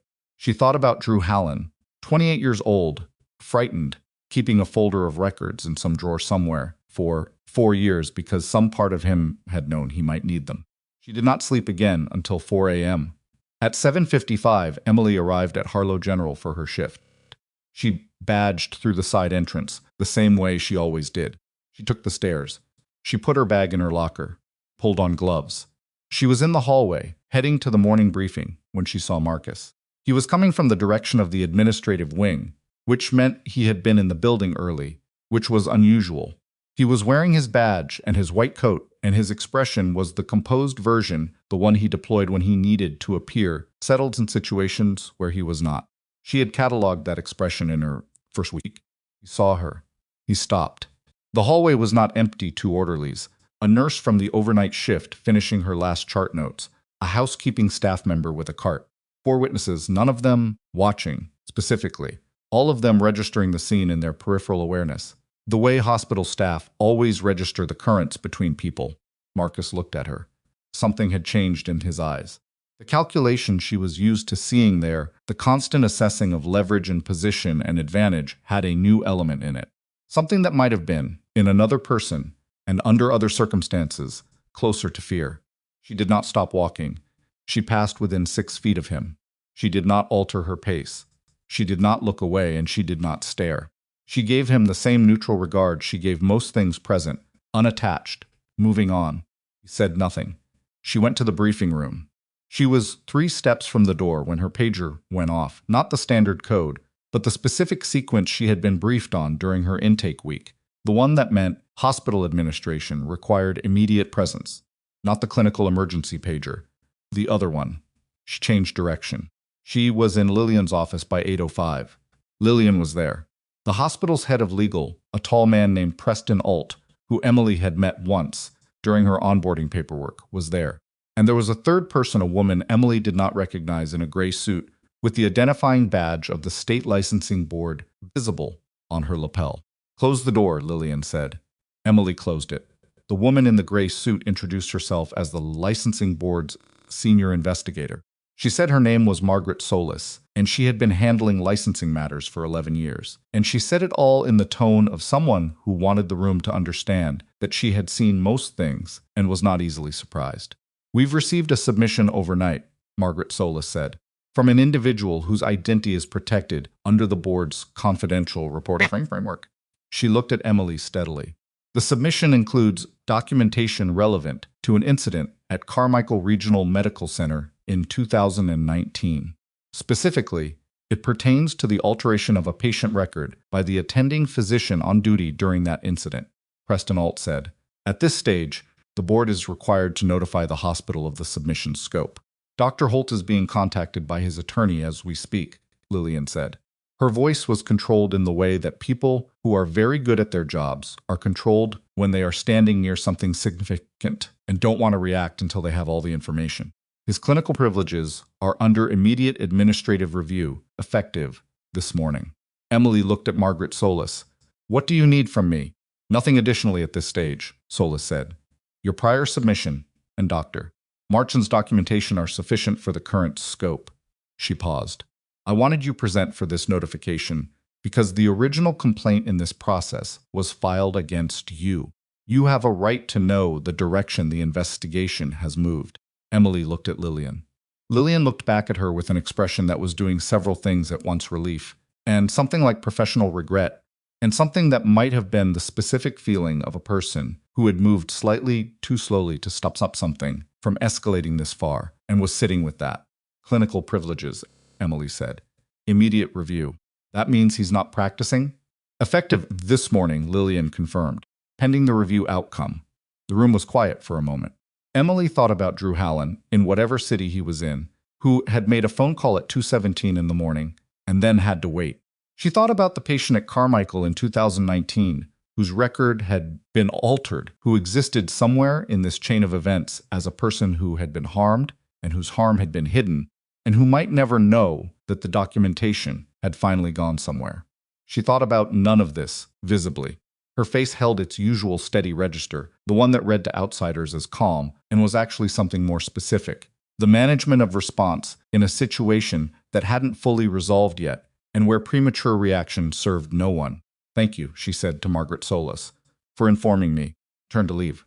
"Ms. Voss." Lillian's voice. Emily turned. "Formal complaint against you," Lillian said. "I'm recommending to the board that it be struck from your record entirely. Not suspended. Struck." Emily held the director's gaze. "Okay," she said. She walked out of the office. The hallway outside was the ordinary hallway, the same floors, the same light, the same ambient hospital sound. She walked toward the ER floor. She took the stairs. The second floor landing, she stopped for exactly 12 seconds, both hands on the cold metal railing, looking at the painted concrete wall in front of her. Then she pushed through the door and went back to work. Marcus Holt was no longer in the building. She did not know when he had left. She did not ask. The morning briefing happened without him for the first time in memory, with Dr. Marchand running the trauma section in a way that was faster and more efficient and involved significantly less performance. Emily sat in the same seat she always sat in and listened and contributed when she had something to contribute and said nothing when she didn't. At 9:15, a mass text went out to clinical staff from Harlow General's communications office. It used institutional language administrative review, temporary adjustment to departmental leadership, no disruption to patient care. It said nothing specific. It didn't need to. The department understood. Sandra appeared at Emily's elbow during the mid-morning chart update window. She said nothing for a moment, just stood next to her the way she had in the break room during Emily's first week present, without demanding anything from the presence. Then, you knew it was going to go this far? No, Emily said honestly. I knew he had done it before.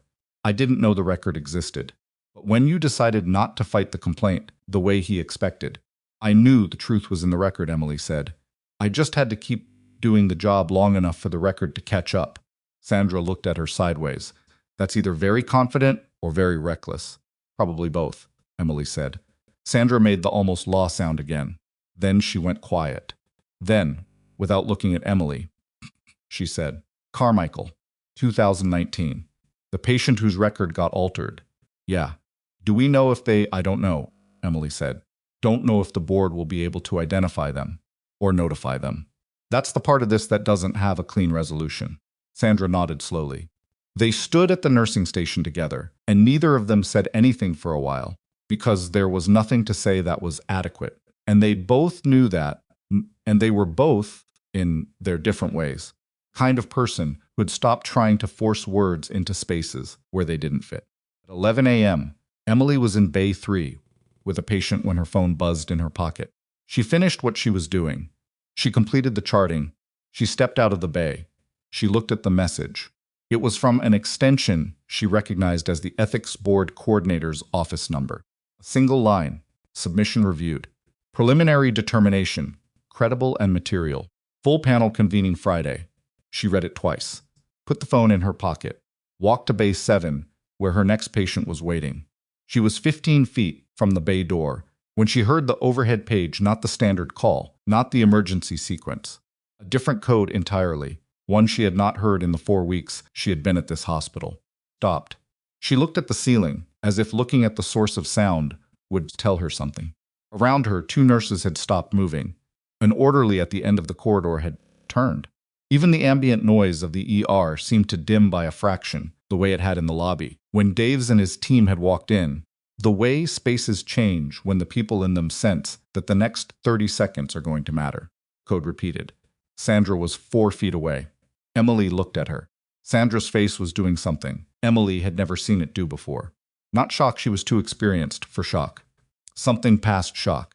Something that arrived on the other side of it. That's a hospital security lockdown code, Sandra said quietly. Partial lockdown. Administrative wing. Emily turned toward the administrative corridor. Emily. Sandra's voice was sharp, that's not. But Emily was already moving. She moved fast, but not running the specific gait of someone who has learned that running in a building signals panic to everyone around you, and panic spreads faster than information. Her shoes made the same sound on the floor they always made. Nothing about her external presentation changed, but her internal calculation had already shifted into a different register, the one that had been dormant for 18 months and activated now without drama, like a system coming back online. The administrative wing was 2 corridors east of the ER, past the pharmacy access point and the staff elevator bank. She covered the distance in 40 seconds. The hallway outside it had 2 security staff. She did not recognize not Hank Pressler's regular team, but the supplemental officers who worked weekend overflow. They were standing at the corridor entrance with the posture of people who had been told to hold a position and were holding it without knowing exactly why. One of them put a hand up when she approached. Floors restricted, ma'am. I'm clinical staff. She showed her badge.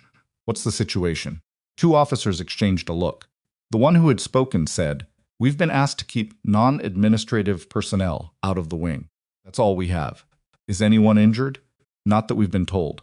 She stood there for 1 second, not assessing whether to push past them. She wasn't going to do that. It was their job, and they were doing it correctly.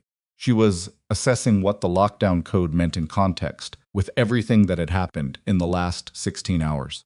Partial lockdown. Administrative wing. No injury reported. Marcus Holt's clinical privileges had been suspended that morning. His attorney had been contacted. A formal licensing submission with patient record, falsification documentation, had just been received, and a full panel had been convened for Friday. She turned around and walked back toward the ER. Hank Pressler found her before she found him. He was moving with unusual speed for a man who cultivated deliberateness as a professional style, and when he saw her, he altered his trajectory and fell into step beside her without breaking his pace. "Walk with me," he said. They walked.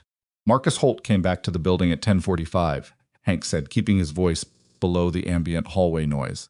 He went to his office. He was with his attorney. At 11:03, his attorney requested access to his personnel file from HR, specifically the sections pertaining to the original complaint against you. Emily processed this. That's standard defense preparation. Yes. What's not standard is that at 11:17, Holt attempted to access the hospital's digital record system from a terminal in his office. Hank paused. Clinical access had been suspended at 8 a.m. The access attempt triggered an automatic security flag. Emily stopped walking. Hank stopped with her. What was he trying to access? She asked. System logged the query before blocking it. Hank looked at her steadily. He ran a search on patient record modification logs, specifically for records altered in a window corresponding to the Carmichael incident timeline. It took Emily 3 seconds to understand the full shape of it. He wanted to know what the board already had. That's our read, Hank said. The access attempt triggered the security code. I'd flagged it simultaneously to the director's office and the board coordinator. He paused. Preston Alt called it obstruction. Margaret Solis used the same word. Emily stood in the hallway and felt something settle in her chest that was not satisfaction and was not anger. It was the specific weight of a situation that has reached the point where it cannot go backward. She had seen it before in different circumstances, different stakes, different geography, but the weight felt the same. The moment when the person who has been applying pressure makes a mistake because the pressure they feel coming back at them is more than they've experienced and their judgment degrades under it. Where is he now? She asked. Office. With his attorney. They're not being detained. There's no legal basis for that yet. But his building access has been fully suspended, and Preston Alt is in the room. Hank paused again. The board coordinator has been informed. This goes into the panel materials for Friday. Emily started walking again. Is that everything? Hank walked with her. Lillian wants you in her office when your patient load allows. Not urgently. When you can. Tell her an hour. She went back to the ER. She went to Bay 7. She did the work. Her patient in Bay 7 was a retired schoolteacher named Dolores, 68 years old, who had come in with what she had described to the intake nurse as just a weird pressure in my chest that's probably nothing, and which was in fact not nothing. The ECG told a story that required an immediate cardiology consult, which Emily initiated within 4 minutes of reading the trace. Dolores was frightened in the way that people who have spent their whole lives being competent are frightened when their own body becomes unreliable, not loudly, but deeply, fear living under a surface of composed questions and practical concerns. Emily sat with her for 11 minutes while they waited for the cardiology resident. She did not rush the 11 minutes because the 11 minutes were part of the treatment, she answered. Dolores' questions directly, not with false reassurance, not with the slightly impersonal language of institutional medicine, but with actual information delivered in a register that said, I am telling you the real thing, and the real thing is manageable. The ECG pattern suggests this. The consult will determine that. Here is the sequence of what happens next. Dolores said, You're very calm for someone who works in an emergency room. Emily said, It's a good place to work on that. Dolores almost laughed. Then the cardiology resident arrived, and Emily completed the handoff, and she moved to the next thing. At 1 p.m., she was in Lillian's office. Lillian had changed her configuration since the morning reading glasses off entirely now, which meant she was in a mode that required less reading and more speaking. Preston Alt was still in the room, which meant the hospital's legal posture was active. Margaret Solis was not there, which meant the licensing board's immediate engagement was happening elsewhere. The access attempt, Lillian said, when Emily sat down. I need you to understand what it means for the timeline. It means the panel Friday has additional material, Emily said. It means more than that. Preston Alt was a man of precise language, and he used it. Attempted unauthorized access to patient record modification logs during an active licensing investigation constitutes interference with that investigation under state statutes governing medical licensing. It's not just additional material for the panel. It is a separate category of violation. Emily looked at him. What's the outcome of that? The licensing board's investigator has the authority to recommend emergency suspension of clinical privilege, not just administrative review, but actual suspension pending the full panel outcome. He paused. We've been informed that Margaret Solis filed that recommendation at 12:45 p.m. The room was quiet for a moment. Emergency suspension. It was not the same as the administrative review that had been in place since morning. It was faster, more formal, more visible. It would go into the licensing record in a way that the administrative review had not yet. It would be visible to any future credentialing body in any state. His attorney is contesting it, Lillian said. That's standard. Contest doesn't stop the emergency suspension. It goes through a separate process. She looked at Emily. He is done practicing medicine at this hospital. That is no longer in question. Emily sat with this. The Carmichael patient, she said. The one whose record was altered. Does the board have the capacity to identify them? Lillian and Preston exchanged a look. Preston said, the submission from Dr. Hallen includes case-identifying information that would allow the licensing board to cross-reference the Carmichael records. Whether the board can access those records under PINA is a question currently before their legal counsel. And if they can, then the patient or the patient's family has the right to be notified of the alteration. Preston's voice remained precise, but something in it acknowledged the weight underneath the precision. That process, if it proceeds, is separate from the licensing action. It would go through Carmichael's institutional structure and possibly the courts. Emily nodded. She had known, when she sat down, that this part would not have a clean line from this moment to a resolved outcome. It was the part of the situation that moved on a different clock, the slower, more uncertain clock of finding someone 4 years later, and telling them that the record of what happened to them was not accurate. She didn't know if the patient was still alive. She didn't know if they had ever known something was wrong, or if they had just lived with the residue of a medical event they didn't fully understand. That uncertainty was, for now, the part she could not fix. She recognized that and put it where she put things she couldn't fix, not buried, not ignored, but set aside with the acknowledgement that they were still there. Is there anything the review process needs from me today? She asked. No, Preston said. Your submission stands. Dr. Marchand's documentation stands. The materials from Dr. Hallen and Ms. Brewer have been received. He paused. You've been thorough. I was just doing my job, Emily said. Filed the complaint. I responded to it by keeping doing the job correctly. The rest came from other people. Lillian looked at her with something that was not quite agreement and not quite disagreement. You made it possible for the other people to come forward, she said. Kayla Brewer made that decision herself, Emily said. So did Drew Hallen. I didn't recruit them. I gave them a channel when they found me. She stood. Patience. She left. By 3 p.m., the shift had the particular quality that ER shifts sometimes develop busy in a way that was sustainable. No single crisis dominating. Just the continuous managed flow of people in need of medical attention, arriving and being assessed, and being helped and being moved to the next appropriate level of care. Emily worked through it.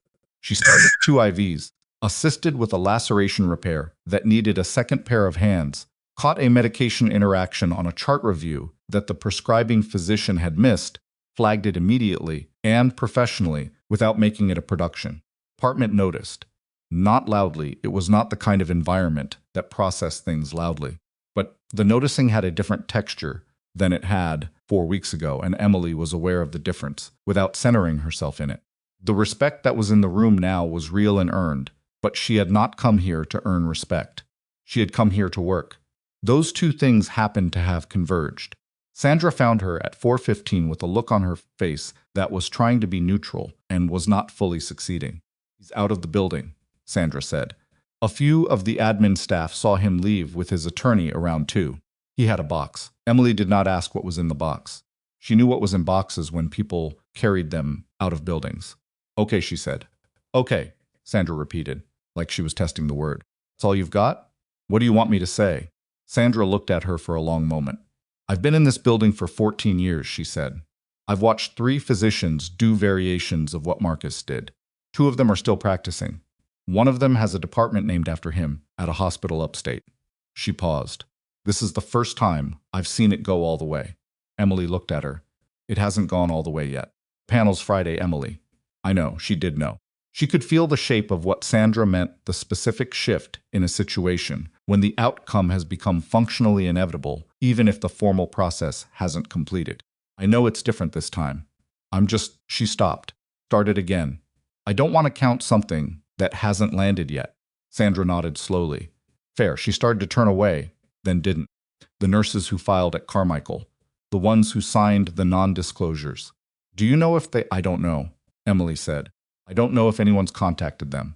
I hope someone does. They deserve to know it mattered, Sandra said. Yes, Emily said. They do. The afternoon finished. Evening rotation came in. Emily completed her handoffs and charted everything that needed charting and checked in on Dolores, who had been admitted to cardiac monitoring and was watching a cooking show on the room TV, with the sound turned low, and who looked in the specific way that people look when the acute fear has passed and the body is being managed, more like herself than she had in Bay 7. Emily stopped in the doorway. Dolores saw her and raised one hand in a small wave. Emily raised hers back. She went home at 7:30. She did not feel triumphant. She had thought about this before, about what the moment of reversal would feel like if it came. She had imagined it as something larger, more emotionally defined. What she actually felt was tired in a way that was not unpleasant, the specific exhaustion of a body and mind that have been running at high demand for an extended period and are now processing the beginning of deceleration. And underneath it, something quieter. Something that was not quite relief and not quite grief, and had something of both in it, the feeling that she had done what she could, and that it had been enough for this, and that the things it couldn't reach were still out there. She made dinner. She called no one. She sat at the kitchen table with the window open 2 inches, the night air carrying the rail freight sound from several streets over, and she allowed herself to think about nothing that had happened today for 23 minutes, which was not a long time, but was longer than she usually managed. At 8:40, her phone buzzed. Text from Dave's. Panel's been briefed. Summary document cleared for submission. Friday, she replied, understood. He sent back a single word, good. She went to bed at 9:15. Thursday was an ordinary workday, in a way that felt almost dissonant, the machinery of hospital's life continuing at its usual pace, the particular background hum of a system that runs regardless of what is happening to any individual within it. Emily worked a full shift. She did not see Marcus. She did not expect to. His name came up twice in conversation, both times in the past tense, in a way that was not deliberate, just natural, the linguistic shift that happens in institutions when someone transitions from present tense colleague to past tense context. 2 p.m. She received a formal notification from the HR department, confirming that the complaint filed against her by Dr. Marcus Holt had been officially struck from her personnel record, effective immediately, with a notation that the complaint had been determined to lack clinical basis. She read it. She filed it. She went back to the floor. At 4 p.m., she received a different communication. This one was not through HR. It was a direct email from the State Medical Licensing Board, addressed to her by name, identifying her formally as a witness and contributor to the active investigation, and informing her that her presence would be requested at the panel on Friday, not as a subject, but as a material witness. The email included the time, the location, and a contact number for the board's proceedings coordinator. She confirmed attendance and returned to work. The rest of Thursday moved the way the rest of Thursdays do, without ceremony, without resolution. Just the accumulation of hours and decisions and small necessities that make up a working day. She drove home. She made dinner. She read for 40 minutes a different surgical journal from the library cart. A study on field tourniquet application protocols published by a military medical research unit. She read, with the specific attention of someone for whom this was not academic. She was asleep by 9:40. Friday arrived with the specific quality of days that matter, not louder than other days, not cinematically different. Just the ordinary morning light through the window, and the alarm at 5:15, and the smell of coffee, and the familiar weight of what was ahead. The panel was convened at 10 a.m. in a conference room on the 4th floor of the Regional Administrative Building, attached to the Licensing Board's district office. which was a 15-minute drive from Harlow General. Emily arrived at 9:45 in the same clothes she would wear to work, professional, clean, nothing performed about them. She had considered dressing differently and decided against it. She was who she was. She had been who she was the entire time. Starting to dress the part now would be a concession to an audience she didn't feel she owed a performance. The panel was 5 people. Margaret Solis was one of them. The other 4 were credentialed physicians and medical ethics professionals whose names Emily recognized from the board's public roster. There was a court reporter in the corner. There was a table with 5 chairs on the witness side. There was a separate section where Marcus Holt sat with his attorney, a woman in her 50s named Diane Reuter, who had a reputation in medical licensing defense that Preston Alt had briefed Emily on the night before. Competent, aggressive within professional bounds, good at making complex situations look ambiguous. Marcus looked like himself, but diminished, not in any obvious way, not in a way that called attention to itself. Just the specific decrease that happens to a person when the social structure they have been operating within for decades is no longer providing the support it previously offered. Posture was correct. His expression was controlled. But the eyes were doing the calculation thing again, and the calculation looked harder than it used to. He did not look at Emily when she entered. She sat down. The panel opened with a procedural outline from the chair, a physician named Dr. Walter Vane, who had the tone of someone who had conducted enough of these proceedings to have developed a specific kind of patience. Not warm, not cold, just thorough. He reviewed the scope of the investigation, the materials received, the timeline. He noted the emergency suspension of Marcus Holt's clinical privileges, which was a matter of record. He noted the additional submission regarding the access attempt. He noted the materials from Dr. Hallen and Ms. Brewer. He noted the clinical summary document from the Federal Review Office. At the mention of the federal document, Diane Reuter made a brief objection regarding the document's chain of custody and its applicability to a civilian licensing proceeding. Dr. Vane acknowledged the objection, noted it for the record, and stated that the board had reviewed the document's provenance and determined it admissible. Reuter wrote something on her notepad.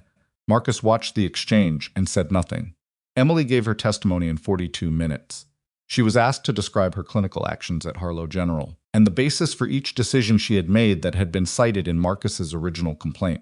She described them the way she described everything factually, sequentially, with the specific precision of someone who had documented events in conditions where imprecision had consequences.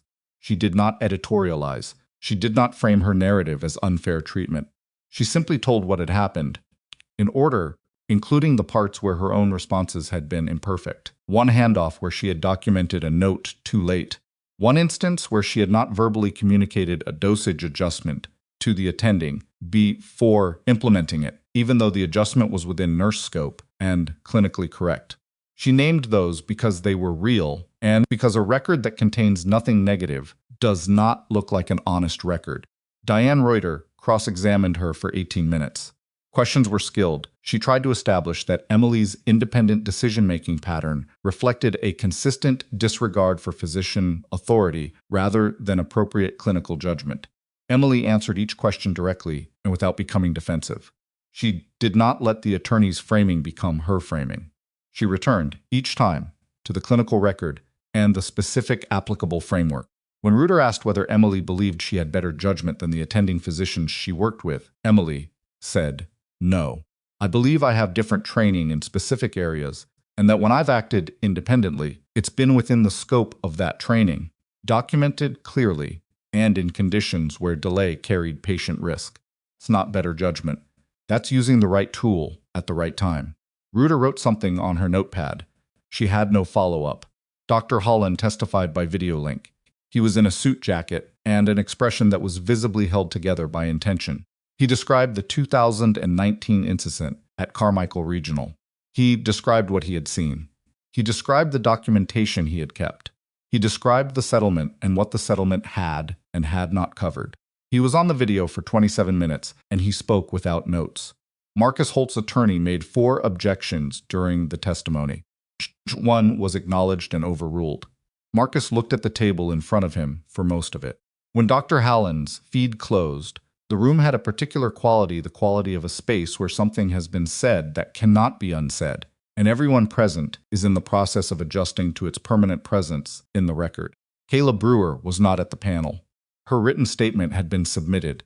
It was read into the record by the proceedings coordinator in a voice that was professional and toneless, which made the content land harder rather than softer. Then Marcus Holt was invited to speak. His attorney spoke first 2 minutes of framing that used words like context and mischaracterization and distinguished record of service. Then Marcus spoke. He was not, Emily observed, the version of himself that she had encountered in the hospital. The briefing room version, not the hallway version, not even the stairwell version. He was a stripped-down version, a man who had prepared a defense and was delivering it, and knew, somewhere below the delivery, that the defense was not going to be sufficient. He did not deny the access attempt. His attorney had apparently counseled him that denial was not a viable position given the IT timestamp evidence. He described it as a mistake made in a state of distress. He said the word distress 3 times. He said he had not intended to interfere with the investigation. He said he understood how it appeared. When asked directly about the Carmichael incident, he said there had been a clinical situation that had been fully reviewed at the time through the appropriate process. He said the settlement had been mutual. He said he had acted in good faith throughout. The panel's chair asked him, very quietly, whether he disputed Dr. Hallen's description of what Hallen had witnessed. Marcus said Dr. Hallen's perspective was his perspective. Patient records are complex documents. The panel's chair wrote something on the document in front of him. Emily watched Marcus's face while he spoke. She was not looking for something specific. She was doing what she did with most things, observing accurately. He was not a monster. She had never needed him to be a monster for any of this to be what it was. He was a man who had been in a position of authority long enough that the authority had become indistinguishable from his judgment, and when his judgment was wrong, the authority had been used to protect the judgment rather than correct it. It happened. It happened in hospitals and in institutions and in places far more consequential than either. Specific mechanism was not surprising. What was sometimes surprising, and what was not surprising here, was that the people it happened to were just people not uniquely cruel, not pathologically constructed, just wrong, and protected from the consequences of being wrong for long enough that the protection had started to feel like evidence that they hadn't been wrong at all. Panel recessed for deliberation at 1:15 p.m.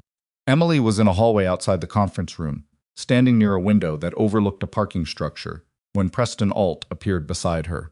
He had attended the panel as the hospital's legal representative, and he had the expression of someone who had watched a proceeding go in one direction for long enough to have an assessment.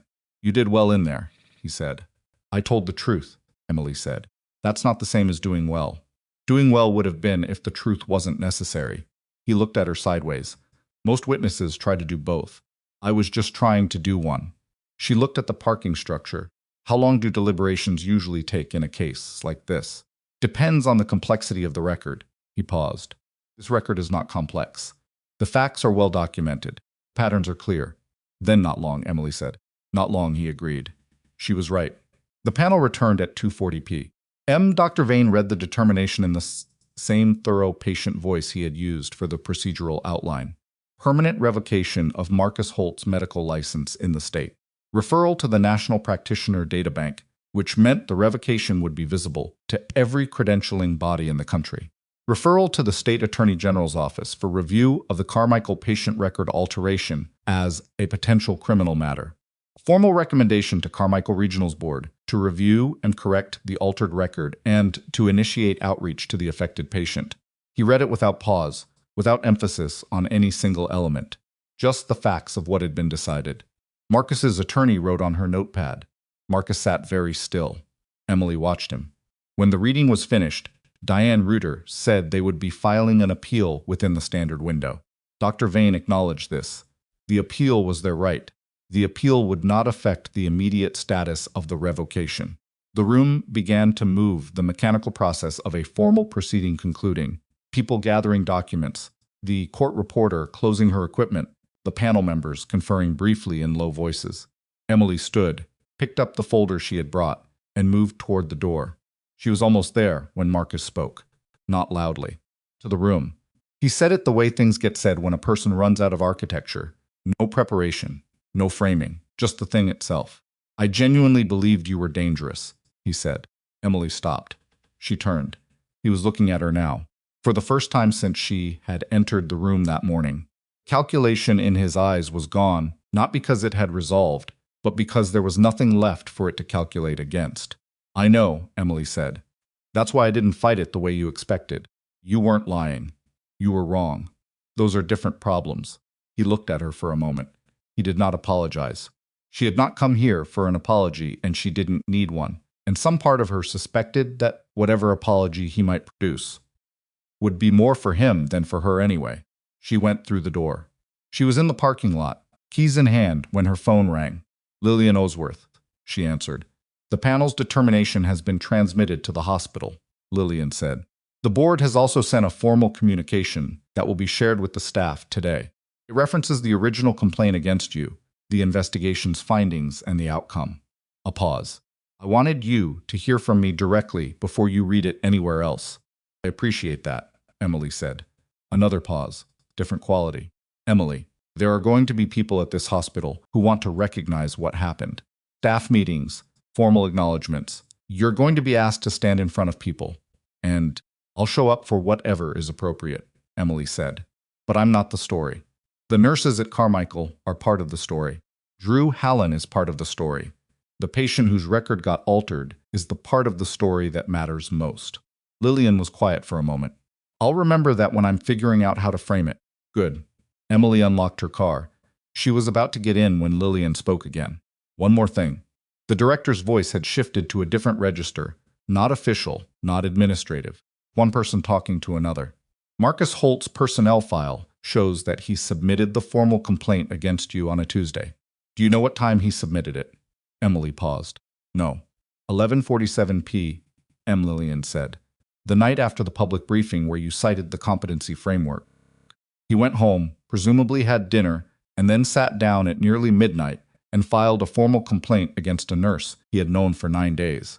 Emily stood in the parking lot with her hand on the car door. He was afraid, Lillian said. That's what that is. Not malice for its own sake. Fear of someone who didn't fit the shape of things he'd organized his world around. Emily considered this. I know, she said. I've been afraid of things before. It doesn't make it okay. No, Lillian agreed. It doesn't. They ended the call. Emily got in the car. She sat for a moment in the driver's seat without starting the engine. Outside, the parking lot was ordinary, the kind of anonymously functional space that surrounded large institutions, full of cars belonging to people doing necessary work in difficult circumstances. She looked at it without sentimentality. She was thinking about the text she had received 3 days ago at 2:17 in the morning, about Drew Hallen's voice, the way the word okay had come out twice, the second time different. She was thinking about Kayla Brewer in the small waiting room on 3, holding a paper coffee cup with both hands. She was thinking about 2 nurses she had never met, who had signed their names to documents that bought them out of a problem and cost them the ability to say what they knew. She started the engine. She drove back to Harlow General. She had a 4 p.m. shift. She was going to be slightly early, which was how she preferred it. There were patients, and they needed someone who knew what they were doing. And she was that person on a good day and an adequate person on a bad day, and either way she was going to show up and do the work. She was 2 minutes from the hospital, at the intersection with the rail crossing, when her phone buzzed on the seat beside her. Not Lillian, not Dave's, not the licensing board coordinator. The number was one she recognized, but hadn't expected the main line for Carmichael Regional Medical Center, 90 miles northwest. She didn't answer it while driving. She pulled into the hospital lot, parked, and sat with the phone in her hand for a moment. The missed call had a voicemail attached. She played it. A woman's voice, older measured, with the particular vocal quality of someone who has had a long time to decide what they want to say and has used all of it. Ms. Voss, my name is Francis Aldrich. I am calling because my son was a patient at Carmichael Regional Medical Center in 2019. I was told this afternoon by someone at the licensing board that there may have been irregularities in his medical record from that period. A pause.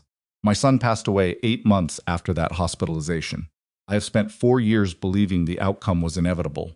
Another pause. Longer. What I've been told today is accurate. I need to understand what was in that record and what was changed. I don't know if you can help me with that. But I was given your name, and I'm asking, The voicemail ended. Emily sat in the parking lot with the phone in both hands. The rail crossing 2 blocks away was silent. The hospital behind her was lit against the early evening sky. Every window a different room, a different story, a different person, trying to manage something they hadn't planned for. Played the voicemail again. She played it a third time. Not because she had missed anything. The message was clear, the words, the pauses, the specific weight of a woman who had spent 4 years living inside an explanation that might not have been true. Emily played it a third time because she needed to sit with the full shape of what she was hearing before she decided what to do with it. Francis Aldrich, a son, 8 months after the hospitalization, 4 years of believing the outcome was inevitable. Emily had known, in the abstract, that the Carmichael patient existed somewhere's chain of events, had known, since Drew Howland's call at 2 a.m, that the record alteration had a person at the center of it, and that the person might have a family, and that the family might have been living with incomplete information for 4 years. She had known it and had set it in the category of things she could not fix from where she was standing. What she had not anticipated was that the category would be rearranged this fast. She called the number back. It rang 3 times. Then Francis Aldrich answered with the careful alertness of someone who had been waiting by the phone. "Ms. Aldrich," Emily said. "This is Emily Voss. I received your voicemail." A breath on the other end. Not relief, not yet. Something more guarded. "Thank you for calling back. I want to be honest with you about what I can and can't tell you," Emily said. "I'm not a legal representative. I'm not part of the licensing board. I'm a nurse at Harlow General who was a peripheral part of the investigation. I don't have access to your son's records. I understand that." Francis Aldrich's voice was steady, when they have been steadied deliberately over a long time. "Person who called me from the licensing board said the same thing, that access to the actual records would be through a formal process they're initiating with Carmichael. But they gave me your name and said you were the person who—" She paused. "They said you were the one who didn't let it stop." Emily looked through the windshield at the hospital entrance. 2 nurses were coming out the main doors, still in scrubs, talking to each other about something that made one of them gesture with both hands. Ordinary. Continuous. "What was your son's name?" Emily asked. Francis said. "Thomas Aldrich. He was 41. "I'm sorry," Emily said. "The doctors at Carmichael told me his condition had been managed correctly throughout. Progression was consistent with his diagnosis, and that the outcome, while devastating, was not preventable." A pause. "I believed them. I had no reason not to." Another pause, and this one had something different in it, not grief, but the specific quality of a person who has just been told that the thing they believed might not have been the thing that was true. "If the record was altered, I need to know what it said before. I need to know if there was something they could have done that they didn't do." Emily was quiet for a moment. "I can't answer that question. I don't know the specifics of Thomas's case. Only the licensing board and Carmichael's records department will have access to the original documentation." "I know." Francis exhaled slowly. "I'm not calling you for medical answers. I think I'm calling you because I needed to call someone who was in this, who knows what it means, and to ask, is the process real? Is someone actually going to look at this? Or is it going to go into a folder somewhere and get moved until everyone forgets?"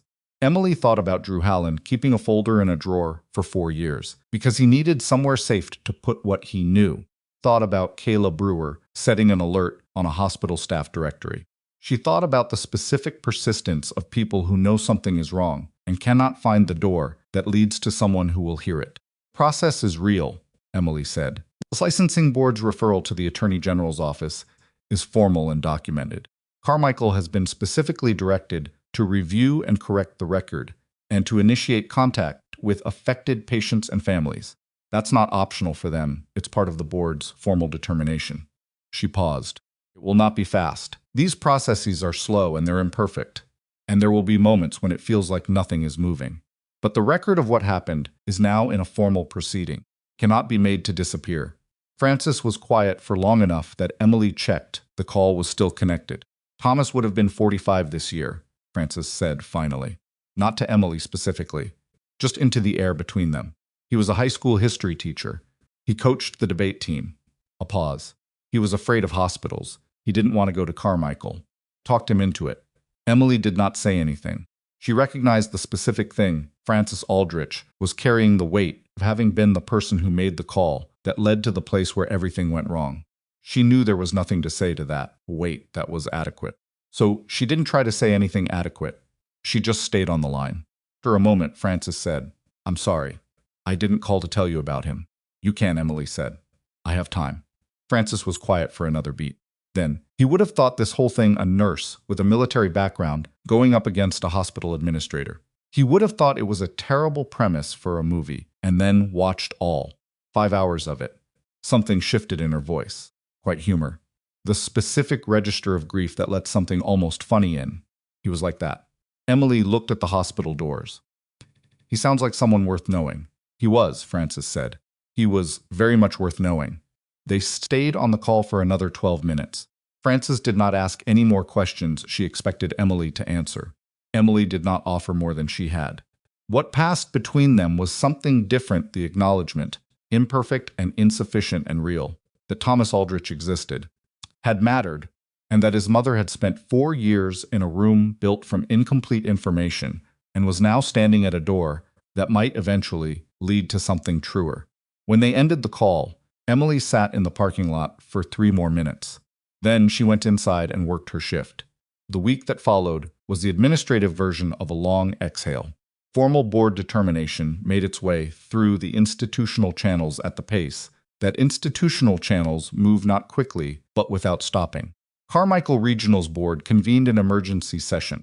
Their public statement, issued on Monday, acknowledged an internal records irregularity, committed to a full audit of patient documentation during the relevant period, and confirmed that outreach to affected individuals had been initiated. The statement used language that had clearly been reviewed by 7 layers of legal counsel before it was released. It did not say falsification. It said irregularity. The licensing board's referral to the Attorney General's office was in a separate document that used more specific language. Drew Fullen's submission was formally acknowledged in the board's public summary as testimony from a former Carmichael regional physician whose contemporaneous documentation was material to the investigations. Findings. His name was not in the public version. He had not asked for that protection, the board had provided it without being asked, which was the version of institutional process that occasionally worked the way it was supposed to. Kayla Brewer sent Emily a text on Tuesday. It said, "I heard. Thank you." Emily sent back, "Thank you. It was you who started it." Kayla replied with nothing, and then an hour later with, "I should have started it in 2019.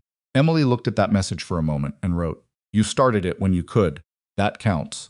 She did not know if it was the right thing to say. She sent it anyway. At Harlow General, the formal acknowledgement meeting happened on Wednesday. Lillian had asked Emily how she wanted it framed. Emily had said she did not want it framed as her story. Lillian had said she understood that and would try, and that the staff deserved a full accounting of what had happened in their department and what the hospital intended to do differently, and that Emily's role in it would be part of that accounting, whether or not Emily was comfortable with it. Emily had said, "Fair enough." The meeting was in the largest conference room on the 4th floor.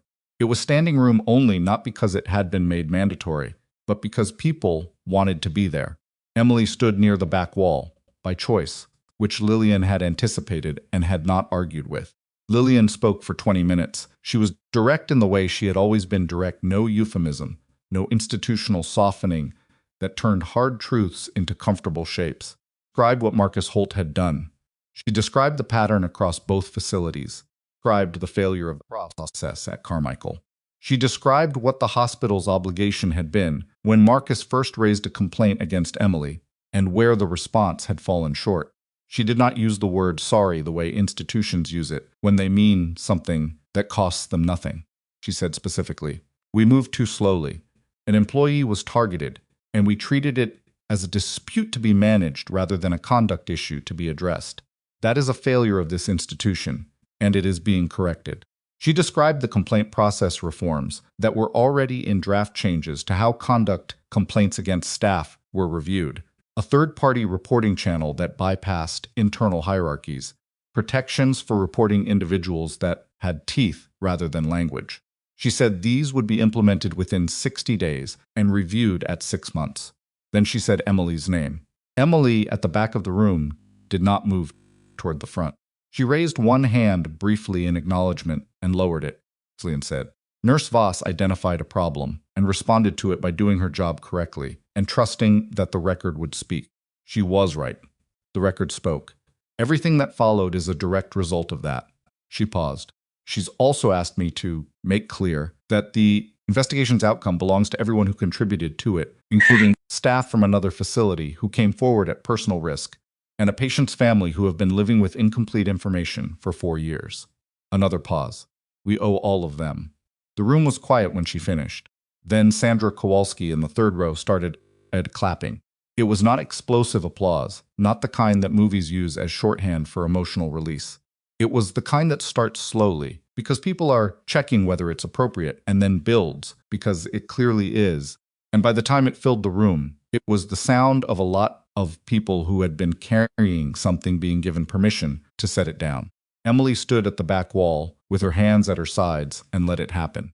She did not find it comfortable. Attention of this kind had never been comfortable, had always felt like something directed at a version of her that the people directing it hadn't fully seen.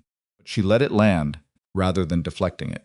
Because Sandra had been right in the locker room all those weeks ago, some things needed to be received rather than redirected. Still learning the difference. After the meeting, people found her, not in a crowd individually, in the way that people approach someone when they have something specific to say and don't want it lost in volume. A nurse from the third floor who told her that she had filed a complaint against a physician 2 years ago and had been told it lacked merit and had believed that verdict until this week. A younger resident named Tobias who said only, "I'm going to be a better doctor because of what you did," and then walked away before Emily could respond to it. An orderly she barely knew who stopped in the hallway and said, "My sister works at Carmichael." She said, "The staff over there are." She said, "People are talking." She said, "It feels different over there this week." Emily thanked each person. She meant it. She also felt, by the end of it, the specific exhaustion of being seen, which was different from physical exhaustion, and drew from a different reservoir. Sandra found her in the break room at 4 p.m. Emily was sitting in the same chair she'd sat in during her first week, eating a sandwich she had made at a normal hour for once. Sandra sat across from her. "You okay?" Sandra asked. "Tired," Emily said.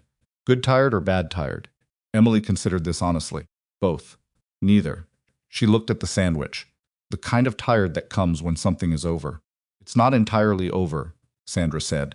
"The Attorney General referral. I know, that part moves without me." Emily looked up. "Part where I had something to do is over."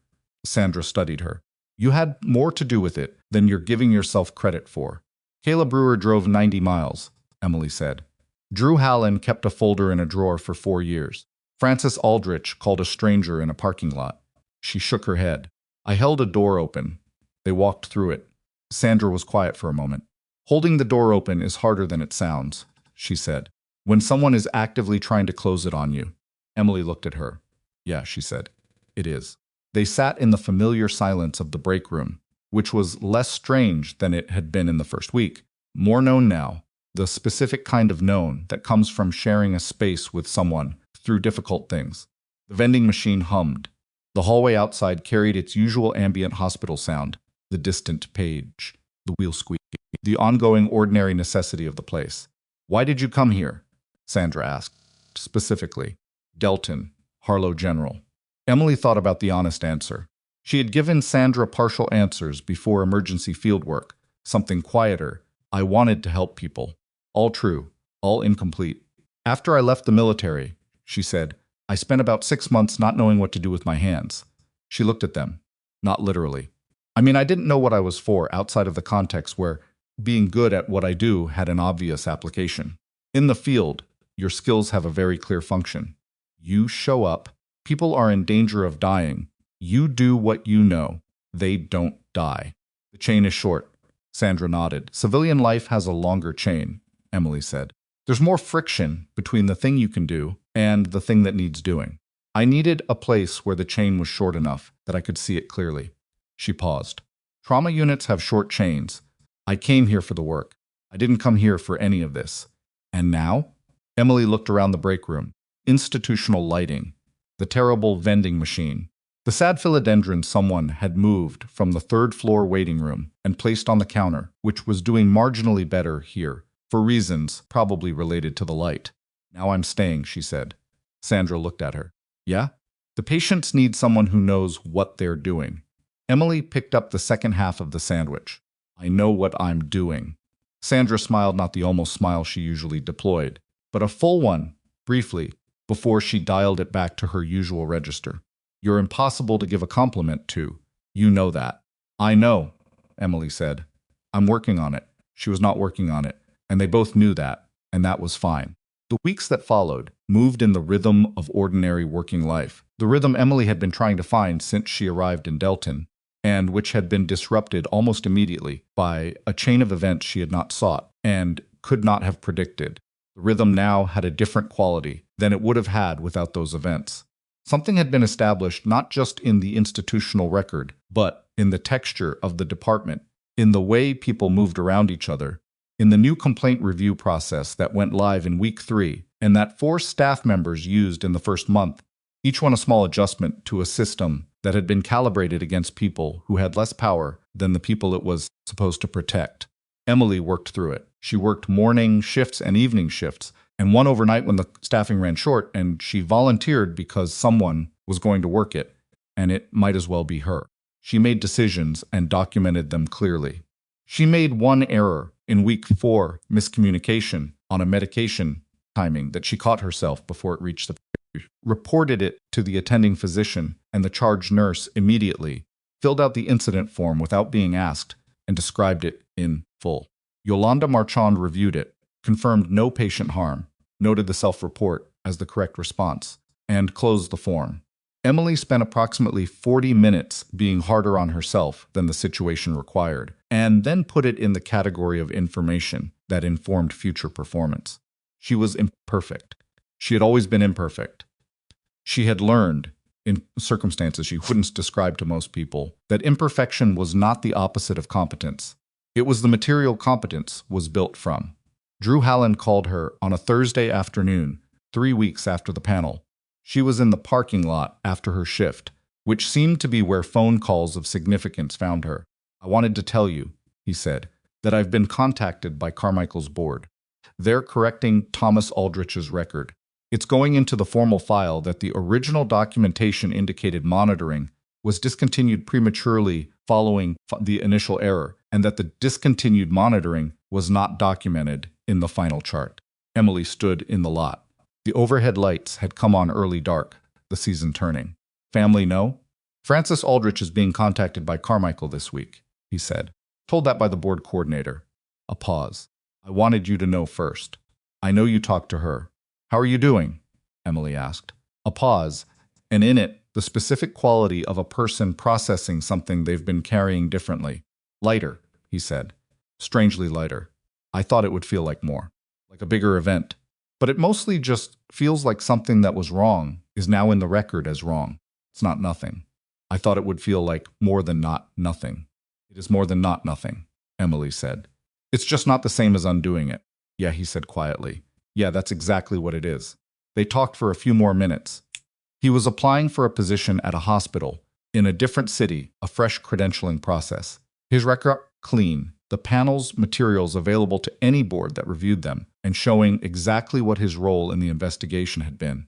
He said he was cautiously optimistic, which was, Emily suspected, the most optimism he was comfortable claiming. She told him it was enough. Cautious was appropriate. Optimism was warranted. After the call, she drove home. She made dinner. She ate at the kitchen table. The rail crossing sounded twice as in the distance. She had stopped noticing it consciously. It had become part of the background, part of Delton's texture, the ordinary percussion of a place she was beginning to know. She was washing dishes when her phone rang. Dave's. She answered with her hands still wet. You heard about Carmichael? He said. Yes. The Attorney General's office has opened a formal inquiry, he said. Holt's attorney filed the appeal this week. It won't change the licensing outcome, the record is too documented, but it means the legal process extends. He paused. I thought you should know it doesn't end cleanly. I know. Emily dried her hands. It doesn't need to end cleanly. It needs to end correctly. Is there a difference? Yes, she said. Clean endings are for movies. Correct endings are for the record. Dave's was quiet for a moment. You sound like yourself, he said. More than you did when I saw you in the lobby. I was managing a situation in the lobby, she said. This is after. After suits you, he said. They talked for a few more minutes operational things, the kind of checking in that people who have shared particular histories do, without making it ceremonial. He did not push again about coming back. She did not offer to. That question had an answer, and the answer was not going to change, and they both knew it, and the knowing made the conversation easier. When he hung up, she stood in the kitchen for a moment. She thought about what Sandra had asked in the break room. Why here? Why this? And she thought about the answer she had given, which was true, and also the answer she had not given, which was also true, that somewhere in the 6 months of not knowing what she was for, she had decided that the version of herself she wanted to be was not the version that operated where the conditions were designed to match her skills. She wanted to be useful in the ordinary world, in the places where the chain between capability and need was longer and the friction was real, and the people who needed help were not in extraordinary circumstances, they were just sick, scared, or both, which is its own kind of extraordinary when you're the one inside it. She wanted to do the difficult thing in a place that didn't look difficult from the outside. She had not known, when she arrived in Delton, that the place would test that intention almost immediately. She had not known that a man she would meet in her first week would spend 2 weeks building a case against her, and that the case would pull a thread that connected to a family still living in an incomplete story. She had not known any of it. She had just shown up, done her job, not run. There was a lesson in that, and she was not the person to articulate it. She had always been better at living inside a truth than at naming it. The rough shape of it was this: the places that feel most ordinary are sometimes the ones that most need someone who will not look away. Not a hero, not someone with a classified record that explains their capabilities. Just someone who keeps doing the work correctly while everyone around them is trying to establish whether they belong. Belonging, she had learned, was not the point. The work was the point. She had been told in her military life that the most important thing about a good medic was not the skills could be trained into almost anyone with enough time. The most important thing was the refusal to accept that the person in front of you was not worth the effort. That refusal, maintained through conditions designed to erode it, was what separated the people who kept saving lives from the people who eventually stopped trying. Carried that into Harlow General every shift. On a Monday morning, 6 weeks after the panel, Emily was in the break room, before her shift same chair, better sandwich when 2 nurses she had not interacted with much came in together. They were younger, both first-year nurses, and they had the specific diffidence of people who want to say something and are not sure of the reception. She looked at them and waited. The one named Bree said, "We heard about what happened. Plaint and Carmichael and all of it." She paused. We were both told during our orientation that the complaint process was fair and protected, and we have a situation on our floor. A senior physician who has been... She stopped. Emily set the sandwich down. "Sit down," she said. They sat. "Tell me what's happening," Emily said. "Not the general shape of it. Specific things. Start at the beginning." They looked at each other. Then Bree began. Emily listened. She did not offer reassurance prematurely. She did not tell them it would be fine. She asked 3 questions and listened to the answers, and asked 2 more and listened to those. When they had finished, she told them what the process was, the new process, the one with teeth and where to go, and what to document, and what the protections were, and what the realistic timeline looked like. She told them it would not be fast. She told them it would not be clean. She told them it would be real. "What if they don't believe us?" the second nurse asked. Her name was Jocelyn, and she was 24 years old. And the question had the weight of someone who has already started to doubt herself before anyone else has the chance. Emily looked at her. "The record believes you," she said. "You document what happened, when it happened, who saw it. You build the record. You let the record speak. That's the part within your control." She paused. "Part you can't control whether people listen, whether it moves fast enough, whether it feels fair. That part is going to be hard. And I won't tell you it isn't." Jocelyn looked at her. "How do you do it? Sit in it when it feels like nothing's moving." Emily thought about the parking lot at 2:17 in the morning. Stairwell on the 2nd floor, 2 hands on cold metal railing. The break room, during her first week, Sandra sitting across from her, without demanding anything from the presence. "You do the next thing," Emily said. "Not the eventual thing. The next thing. The chart, the patient, the shift. You stay attached to the work, and you let the record be the record. She looked at them both. And you find someone who will sit in the difficulty with you. Not someone who fixes it, someone who stays. Bree looked at the table. Would you? She stopped. Started again. Would you be that person? For this? Emily looked at her. It was not a small ask. She understood the weight of it, not as a formal role, not as mentorship in any titled sense, but as the specific commitment of a person who has been through something offering to remain alongside someone who is about to go through it. It was the kind of thing that cost real effort and offered no clean outcome, and sometimes ended in the way that difficult things ended, which was not always right, not always fast, and always human. Yes, Emily said. She said it the same way. She said everything without performance, without flourish. Just the word, which was the whole answer. They talked for 20 more minutes. When her shift started, she went to the floor and did her job. She checked in on Dolores, who had been discharged 3 weeks earlier, and had sent a card through the hospital's patient mail that said, in handwriting that was deliberate and slightly slanted, "The nurse who told me the real thing, thank you." Emily had read it once and put it in her locker, in the space where she had not put a photograph, and left it there. She did not think of herself as someone other people remembered. She had spent most of her adult life in roles that required her not to be remembered. The habit of absence was deep, but she was learning slowly, in the specific pace that things are learned when you are 30 years old and have spent 10 of those years in conditions that are not designed for learning the quieter lessons. She was learning that remaining in a place, building a record, being the person who showed up and stayed, was its own form of impact. Slower than the kind she had trained for, less visible, not less real. Sandra stopped her in the hallway at 2 p.m. with a look on her face that was trying to be professionally neutral and was not bothering very hard. "You talked to Bree and Jocelyn this morning," she said. "Came to me," Emily said. "I know." Sandra looked at her for a moment. "You told them you'd stay in it with them." "Yes," Sandra nodded slowly. "You know that's going to mean more difficult shifts, more process, more sitting in rooms with people who are not going to make it easy." "I know," Emily said. "And you're okay with that?" Emily looked at her. "I came here for the work. This is the work." Sandra studied her for a moment, the long, accurate look of a woman who had been reading people in difficult circumstances for 14 years and had developed, over that time, a fairly clear sense of what was real and what was constructed. Then she nodded. "Okay," she said. "Okay," Emily said. She went back to the floor. She moved through the afternoon with the same precision she had brought to every shift, measuring, adjusting, choosing the right response for the specific situation in front of her, rather than the general shape of situations. Post-operative patient in Bay 6, who was not managing pain the way the chart predicted, requiring a recalibration and a direct conversation with the attending. Family in the waiting area for 3 hours, who had not received an update, not because anyone was withholding information, but because the system had failed to route the communication, which Emily identified and corrected in 4 minutes.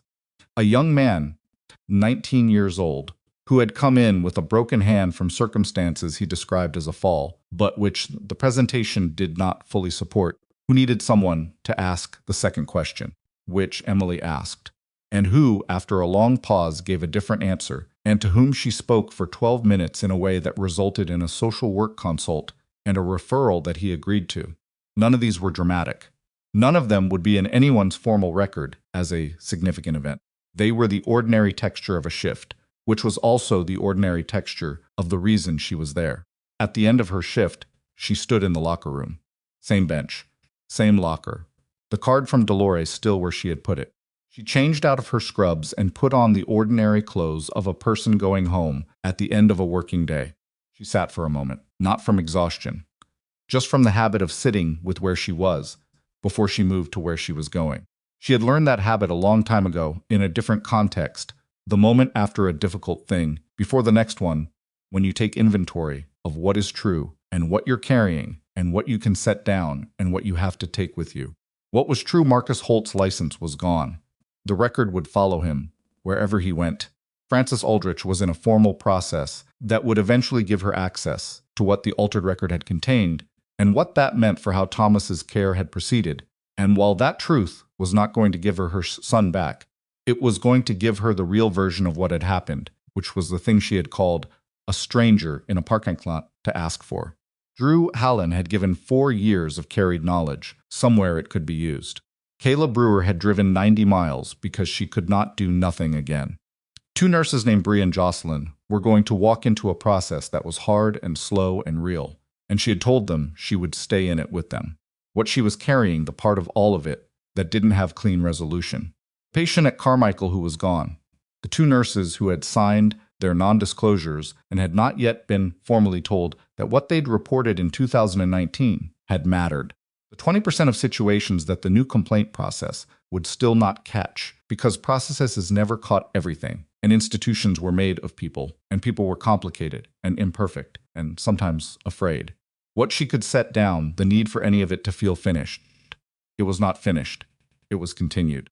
It was the ongoing work of a place that needed someone who would not look away, and she was that person today, and would be tomorrow, and the day after that, and the work would continue being imperfect and real and necessary in hers.